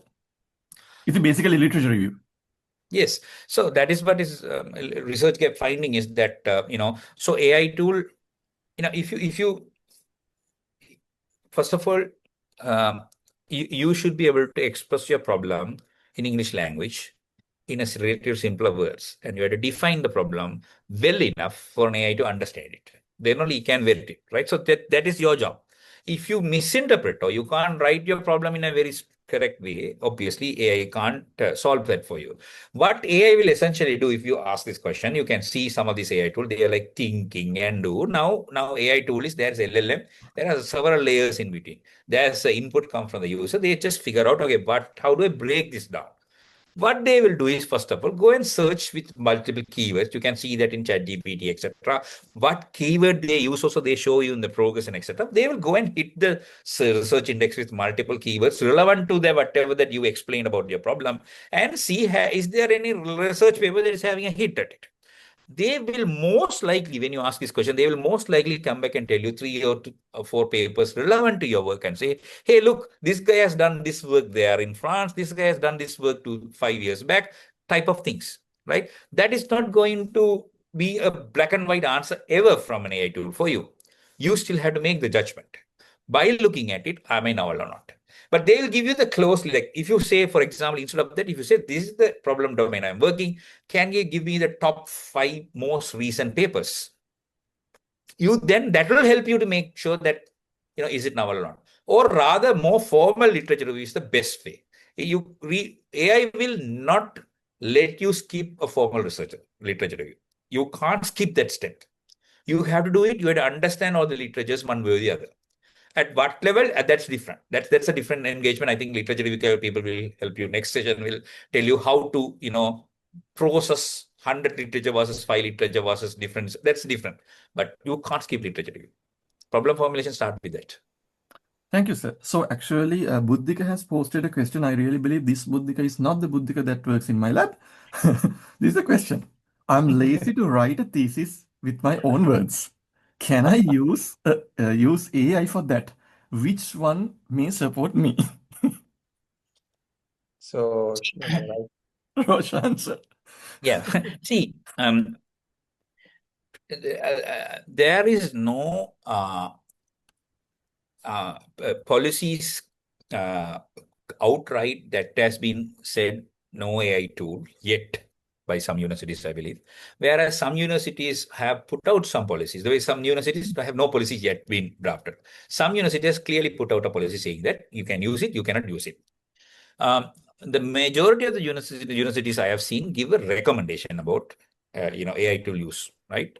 That is one side of of the game, other side of the game. There are AI tools to detect AI, but do they have a legal stand? No. So that's good news for you, because if somebody tells you like, hey, I know that you are using AI, I detected it using an AI tool, that does that have a legal standing? No, primarily because there are some AI detector tools that ended up detecting even the USA declaration as an AI written thing. So it's kind of the problem is that those tools are not 100% foolproof, so nobody can make a claim out of it. However, I want you to also know there are some conferences, especially some of the good conferences, started using AI, similarity check, similar to the plagiarism tech, and they say you have to go beyond, you have to keep your AI similarity below this much. Whether you write AI tool, I don't care, this is my policy. So they have made it very clear. So you can go beyond 40% AI similarity. Then I have an experience, my students, he has written it himself, maybe paraphrased with AI certain things like grammars and etc. Not AI written at all, right? But it keeps saying AI. So he's like, he got frustrated. He just uploaded a version before paraphrasing, that also came back. So then we had to fight with the tool to come to the thing, because that is the way this ecosystem is evolving into. We created a problem, we created a solution for the problem, and we created arguments about it. So that's how it works. So finally, I would like you to also understand which AI tool and what AI tool, how I do whatever. Once you have a kid, the grandkid is going to read your thesis, right? And please remember that when you write a thesis. That's the only story I tell my students. You do whatever it is. You don't want to be, questioned by your grandkid. Hey, is it really something you wrote? Seriously? I don't see no relevance, right? So you should own it, right? Finally, you should own it. My philosophy, use AI tool for paraphrasing, grammar checking, language corrections, but you should have a narrative. In this today's conversation, instead of me, there was a different professor. We would have taken this conversation very differently, right? That's what makes each one of us unique. We have a persona, we have a value addition. If everybody, use AI, it look very similar, and most importantly, more than very similar, you will distant from your output, right? You'll distant from your output. Then you will not own it. You will not feel proud about it. You lose confidence in pitching your thesis. If somebody say, hey, I read your thesis, can we have, I kind of have this question in an interview, like thrown off, right? You don't want it. So if, that's why you should own the thesis. So okay to use AI tools for paraphrasing. There are plenty of tools. You can just ask ChatGPT to paraphrase and etc. But don't expect it to write it for you. As I said, thesis writing is a very stressful task, very important task. It helps you to, when you put your ideas together in writing format only, the gaps. It's very important task. Don't think AI will be like you can give, okay, thesis writing task is given to you. 1 week is given to give me a thesis, I'll submit next week. You can delegate it like that. Thank you, sir. So we are getting a lot of questions. So the next question is, sorry. yeah. Can I disturb you all few seconds? Is it okay? Please do. Please go ahead. Right. As my question is, I'm maybe a bit old generation man, but my question is, while I'm teaching my students, two things I've noticed. One is, what is the purpose of writing a journal? Is it just to publish in IEEE or Spring Nature? Or how much knowledge you have or you gain? And my students are really faster than me in writing journal. But when I ask them, okay, just what is this? And how it is connected to that one? Absolutely no idea. Just like they said, what is that? Because when I am doing my research, I went to Open University to study English. And I asked the medical college doctors, what are the psychological impacts? So it is just like literature review, just sitting with all these intellectuals and asking questions. Maybe 90% of the thing is unnecessary for my research perspective, but I gain knowledge from them. But my worry is just like, are we going to create people with lower in human intelligence they only it's like bonsai tree, just like they grow up for that purpose. Okay, I want to publish 5 papers in IEEE. I want to 10 papers in that journal. So actually, the knowledge they have, it is not sufficient enough for a person. Uh, actually in that field, maybe it's a question is a bit long one, but I feel that different is here. I don't, maybe the Z generation is different from mine, but I think there's a problem. And the second thing, just like you can see that now, we are moving towards more introverted. We love to type their questions and are getting the answers. We are not confident enough to just go out and talk and expose ourselves. Is it really a way of uh, literature gaining? I don't know. Maybe it's right or wrong. This is my 2 questions. Thank you very much. Thank you. Those are daring questions. So thanks for asking, and I appreciate it. Right, and also, as you rightly said, we'll take the second question first. Since the COVID time, we started teaching in online. I have found this weird sound ICs problem. Right, when I teach students and I ask a question, suddenly their sound ICs get problem, and they can hear but they can't talk. I just always wanted to find out what brand it is which makes this interesting problem. And as you rightly said, I also noticed this, that there's a growing number of students who find comfortable in asking question in chat but not unmute and own the question, right?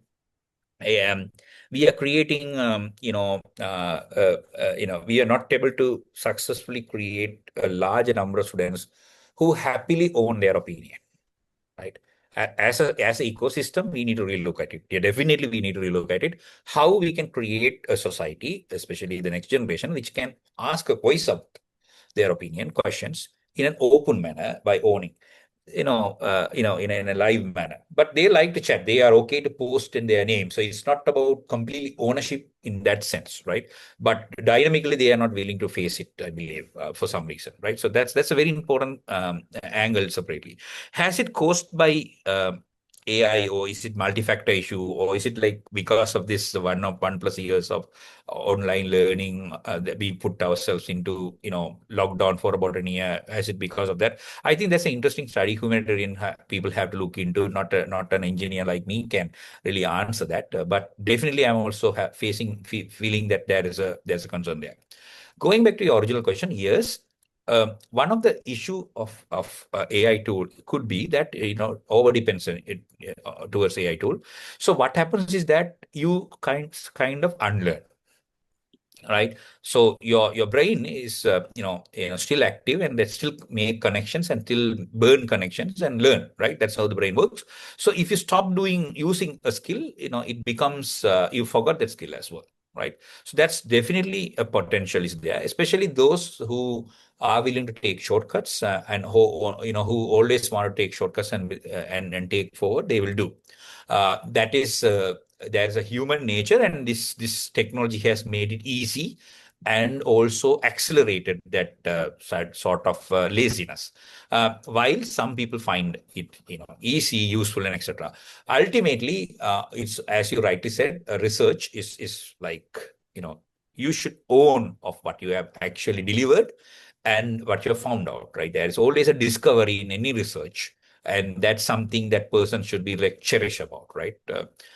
Sadly, that pride, if you lose that pride, I believe, then you will find shortcuts and you will get away, and then subsequently you will create a shallow knowledge bodies, which has no use. So thank you for the elaborate answer, sir. Shall we go to the next question, actually? Yes. So we have a lot of questions, but Hiroshika is asking, okay, so I think Ragel sir has kind of talked about this long time ago in different avenues. This is a particular question. When we are going to find a solution through a research for a problem specific to a country, say like Sri Lanka, then we should, are we supposed to think about research prep through all over the world? So I think it's more general question about exploring research gaps, not just for AI, I guess. So these are there. So I understand people want a black and white answer for certain things. And I'm not a person who always give a black and white answer, yes or no. So there are research that obviously find useful by keeping it to Sri Lankan context. There are certain research I could think of which is actually better by going beyond Sri Lankan context. The broader the impact that you have, better it is, right? But if you look at it, uh, has your research has some impact? Can you really prove it? That is where it all boils down to. If my question is there, nobody can tell you because you are doing it for Sri Lanka, it is not useful. Nobody will tell you just because you should always do it for Sri Lanka also doesn't make sense. But obviously we do, we might sometimes because of the funding and other reasons, we might say this is the scope that we want to work. But other than that, there's no regional tie-up I could think of. But obviously, it's good to solve local problems because you really connected to it. That's just my view. So basically, so when you actually say, okay, so we are determined to solve a local problem, but when you start the research, or at least when you publish, is it that like should we actually, anyways, scope the global avenue as well, and also write few sentences about the global setting as well? Yeah. So local problem, but not necessarily local solutions, in the sense that your solution is scalable. People like it. If you say I have a solution, it will only work in Sri Lanka, then people will question it. People will doubt your solution. Good point. It's if you take a problem that is nearest to you, that you are connected, you have a lot more connection in solving that. Research is tough. It's usually, PhD, MPhil researchers take long time. You don't see the light in the end of the tunnel so soon. Unless you like the problem, you don't really like to live in a tunnel like that. It's a choose a tunnel that you have played with, you like to, then you'll be okay to stay in the tunnel without light for a while. Thank you, sir. That's motivating. So, Aarti is asking, she's a statistical student from this Peradeniya University. So, during my undergraduate, I didn't get the chance to take AI and deep learning courses. However, during my internship, I worked with AI and LLM APIs and models and learned firsthand that these skills are critical for data science. I'm planning to do research using AI models to fill the gap in my formal coursework. Do you think this approach can effectively prepare me for higher studies or research in data science? It's a very, very valid question, I would say. Higher studies, it doesn't matter what topic you do, where do you do, the stronger publication that you have, that is your visiting card. That, if your resume have good publication, they open it up. Then have you impressed your supervisors, get good recommendation, that matters. And how can you explain your research, that matters, right? You should own your research, because there'll be always an interview from somebody who want to take you. They will look at your converse with you and see whether can you really own the problem, then can you explain the problem, etc. That's the 3 stages I can make an impactful publication, own the publication, and as well as make sure that you have a good recommendation, because the supervisors or the people they will be able to sort of value your character and your SOP and etc. depending on the country that you do. That is a separate thing. Now, see, I don't believe knowing Java or knowing AI, deep learning, this is not how people value a person. Whether you know AI or psychology or language, can you really go deep? Do you have a professional approach? Do you have an inquisitive to learn? That kind of cannot be hidden, and it'll just pop up. That character is what is about PhDs, right? Especially higher studies, I assume you're looking for a PhD, right? So anybody, I mean, that skill is what people look at, not like where your skill being applied is a secondary connection, because that's how I look at it. So especially now, for example, AI, right? Machine learning is non-gone, right? Nobody builds machine learning model. There was a time there, people build various machine learning model and figure out what works. Then they came out to XGBoost. One machine learning model outperforms everything. They said deep learning. Deep learning started to outperform, but you need more data. Now nothing is needed. Prompt and few shot. Just go and ask an LLM, give some example data, it give you the answer. So no, everything is thrown out. But throughout the whole area, can you really understand the data? Can you question the data and interpret the results? That has not changed. That is still with you. AI has not taken that over. So yeah, if I put myself in her shoes, this is like the scenario. So say like when I was a student, we didn't have a data science program. So the best approximation we could do is statistics. But now I'm trying to apply for a PhD, say in Georgia university also. I mean, that is advertised as like, LLMs in data science, or, some actuarial science prediction mid model or something. So I know there will be a lot of people who actually, the younger people who actually has degrees that say data science, BSc in data science on the certificate. So if I were to compete just by having a statistics degree, not a particular data science degree, if I were to compete with the others who are having data science degrees to this PhD position, along the way, is it advisable for me to take, Coursera, or I don't know, from some other, even a physical university, some courses related to data science? No, for a job, yes. For a PhD, no, that's not enough. So they would expect somebody who will kickstart from the day one. If I am a professor in University of Georgia, USA, somewhere these countries, I have a funding, I'm hiring a PhD. I want the person who can start contributing to my research from day one. So if there's a better person, I will go for it. No two words about it. Number one.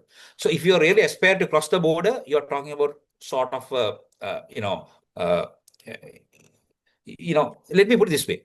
There's a lot of need for statisticians with deep statistical knowledge to understand the technology behind deep learning and improve, make it efficient. Because still, that is the million-dollar question right now. Can we, half the parameter space of this LLM, billions and billions, right? Can you come up with some sort of statistical approximation and apply it? So you have to connect the dot, right? You have to find that cross. Just going through Coursera, they'll give you an understanding.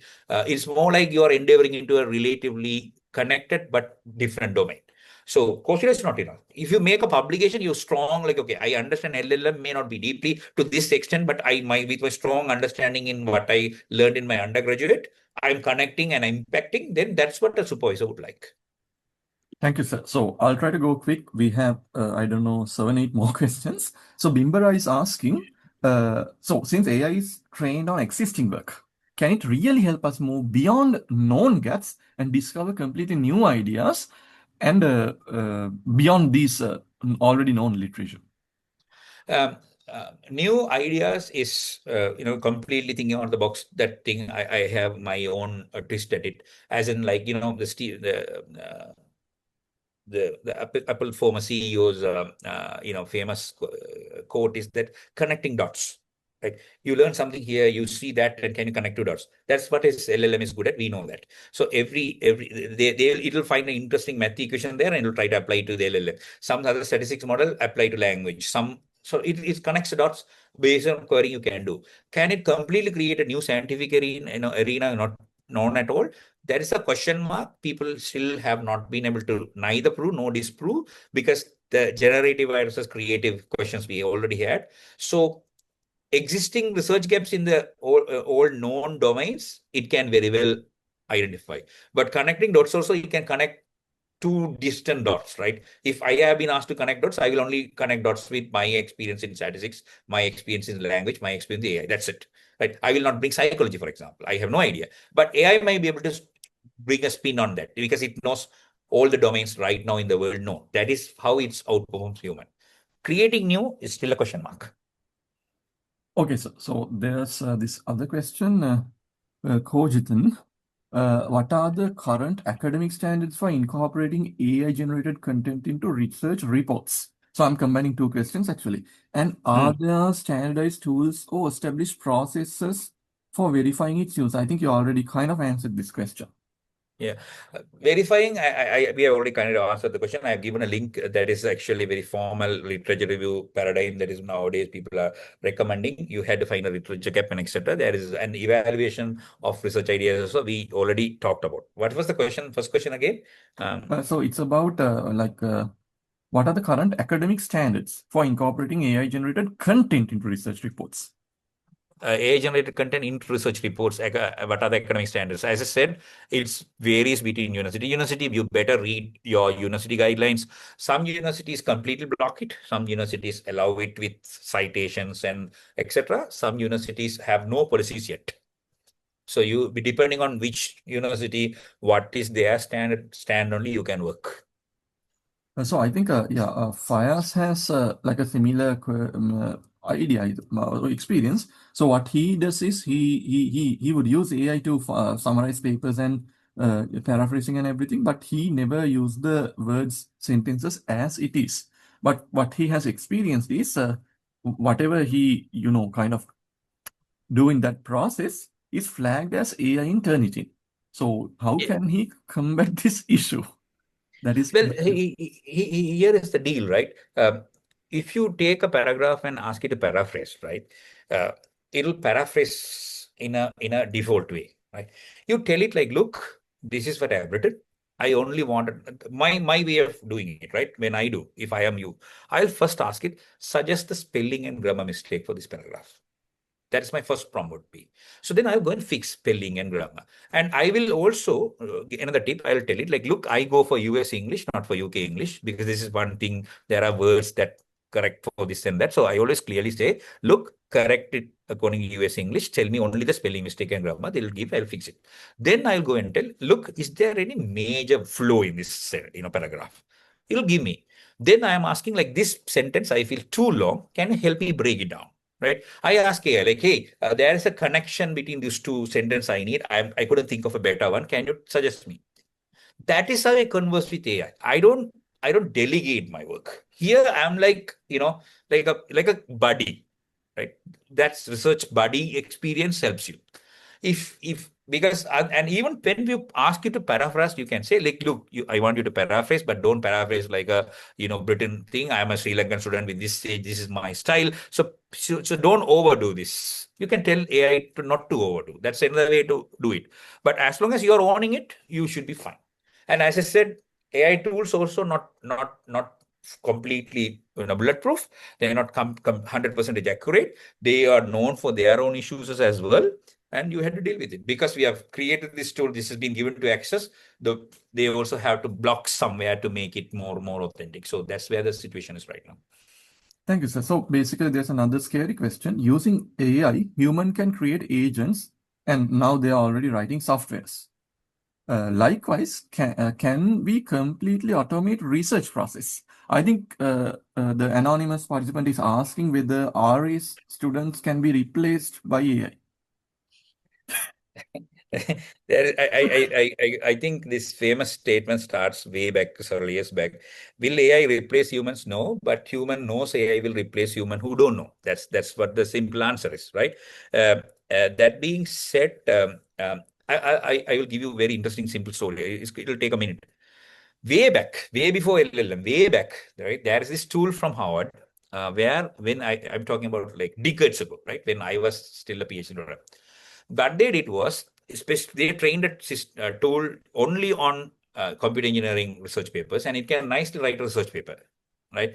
It'll look tightly, put images, everything, and it'll nicely write a research paper. So what they did was they created a research paper out of this tool, and they submitted it to a conference. They went to that conference, presented, took photos, came back, and then they published their tool and everything, showing that, look, we created a tool that does this and etc. You can even, that tool is still available in their website, and you can try it. It is interesting. Like, it'll create, only where easy way to identify this is an AI, this is a sort of an AI tool, is that it'll create a name where first name is like Henry, last name is like Krishna, like, kind of very, some Russian first name and some Indian last name kind of thing. It'll mix up. That's the only place you may be able to spot it is not really this thing, but other than that, perfect title, everything. So what I'm trying to tell is that this is not new. This has been there, but 20 years we have been moving, we have been creating things. There are, things that is really useful and strong only will survive. All of the noise will just wave out. You decide whether you want to be a noise or an impact. So basically, there's this question from Vidusha. So what she says is, when you go from undergraduate to MSc to Master of Philosophy to PhD, the suggestion is the research quality, maybe the weight it bears differs. So I disagree, but the question is, how do we proceed with the research gap identification using AI at these hierarchical levels? AI will not give you a PhD proposal. Like just like that. It can, PhD proposal or PhD is like a very very high level problem formulation at a and then there are a lot of moving parts. With time, things changes. So finding one specific research problem versus taking a broader problem is the major difference here, right? And quality, your maturity changes, hence your quality might changes, but major difference is scope changes, right? And also the type of projects that you took for an undergraduate and an MSc versus PhD also changes, right? How do you sort of work about this with AI? Well, with your prompting, you might be able to shape it, but again, to be honest with you, I would not like a student who would find the research interest to begin with from an AI tool. You should have an interest. You find AI tool to sort of shape your thoughts, right? So these questions, as one of these gentlemen earlier pointed out, shows that, I mean, as I earlier also pointed out, there's a tool, you find, okay, there's a shortcut. Let me get few IEEE quickly. No. I mean, even if you get it, then will your paper get cited? Will it really stand out? No, I want you to understand it's not going to happen. And now with this AI tool is available to everybody else, there's a lot of people will see IEEE papers soon. And I clearly see some of these very popular journals are now becoming lesser and lesser cited, lesser and lesser, and blacklisted also, mainly because they let everybody publish. They were Q1 and they become lesser, they will get sidelined. So, that's the key I want you to remember.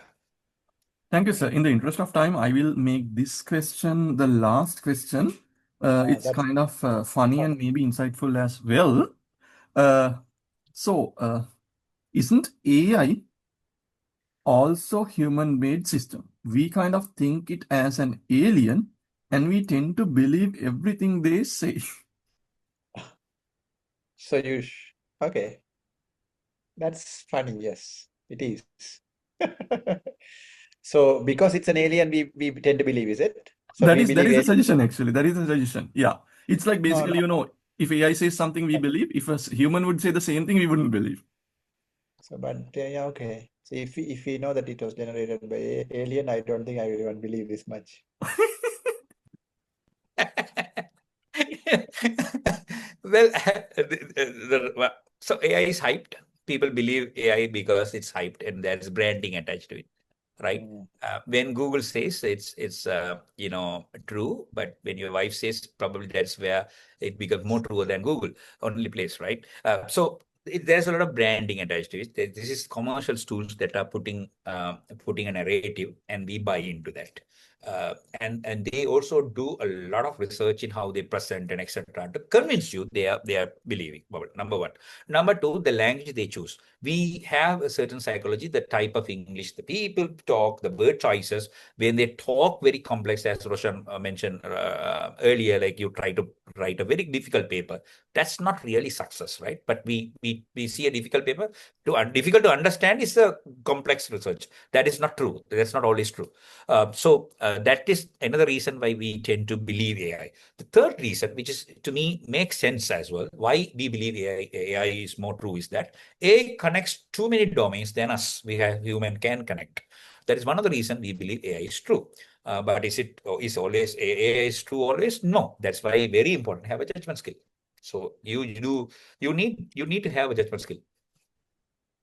Yeah, thank you, sir. So basically, I think it's time for us to wind up. But I mean, I would again cordially invite both of our speakers, our local host and the guest speaker, both to give your final thoughts on today's session. Sirs.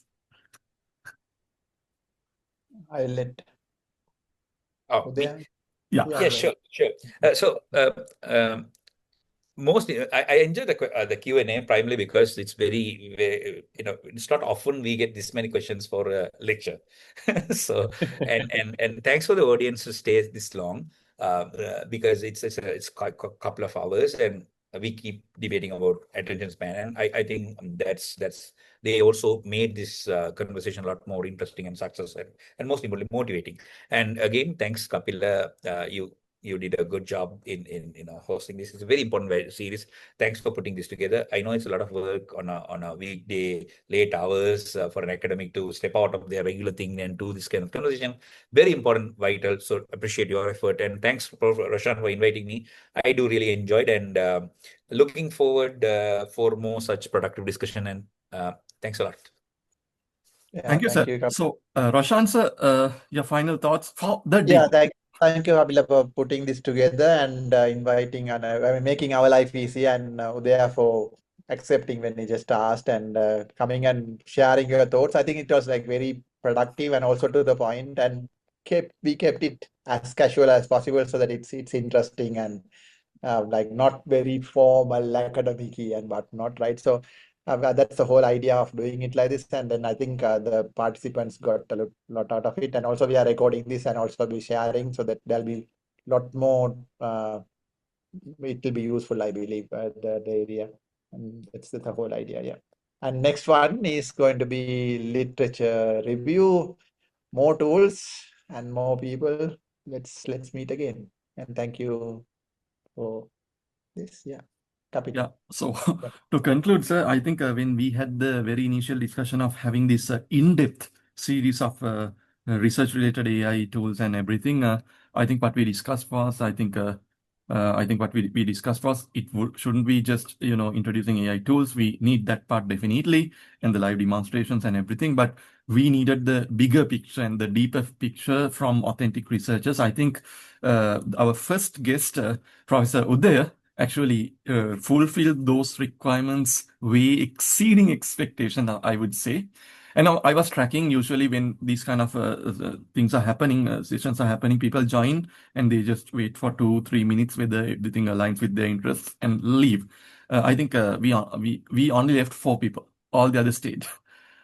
So basically, yeah, it went really, really well, I would say. And thank you very much for your deep insights, not just as a computer scientist, computer engineer, but as a researcher, I would say even a philosopher. So I would really thank Uday sir for those insights. And I would like over and over again thank Roshan sir for, helping us in past several years organizing these kind of events. And we will be looking forward for the next session within like 2 or 3 weeks about how to use AI for literature surveys. And finally, I want to thank my team, Sasanka, Nitmini, and Anjali. They actually, I think this is their second project. We have a new team for AIFS. I thank them all for helping me through all these preparations. And I think it's time to say good night to most of you, and maybe even good morning for some of you. And we had participation from all over the country and maybe some overseas participants. So thank you for being with us, and let's wait for the next exciting session. And we will end the session now. Thank you, Uday sir and Roshan sir, once again, and good night, everybody. Thank you and good night. Good night.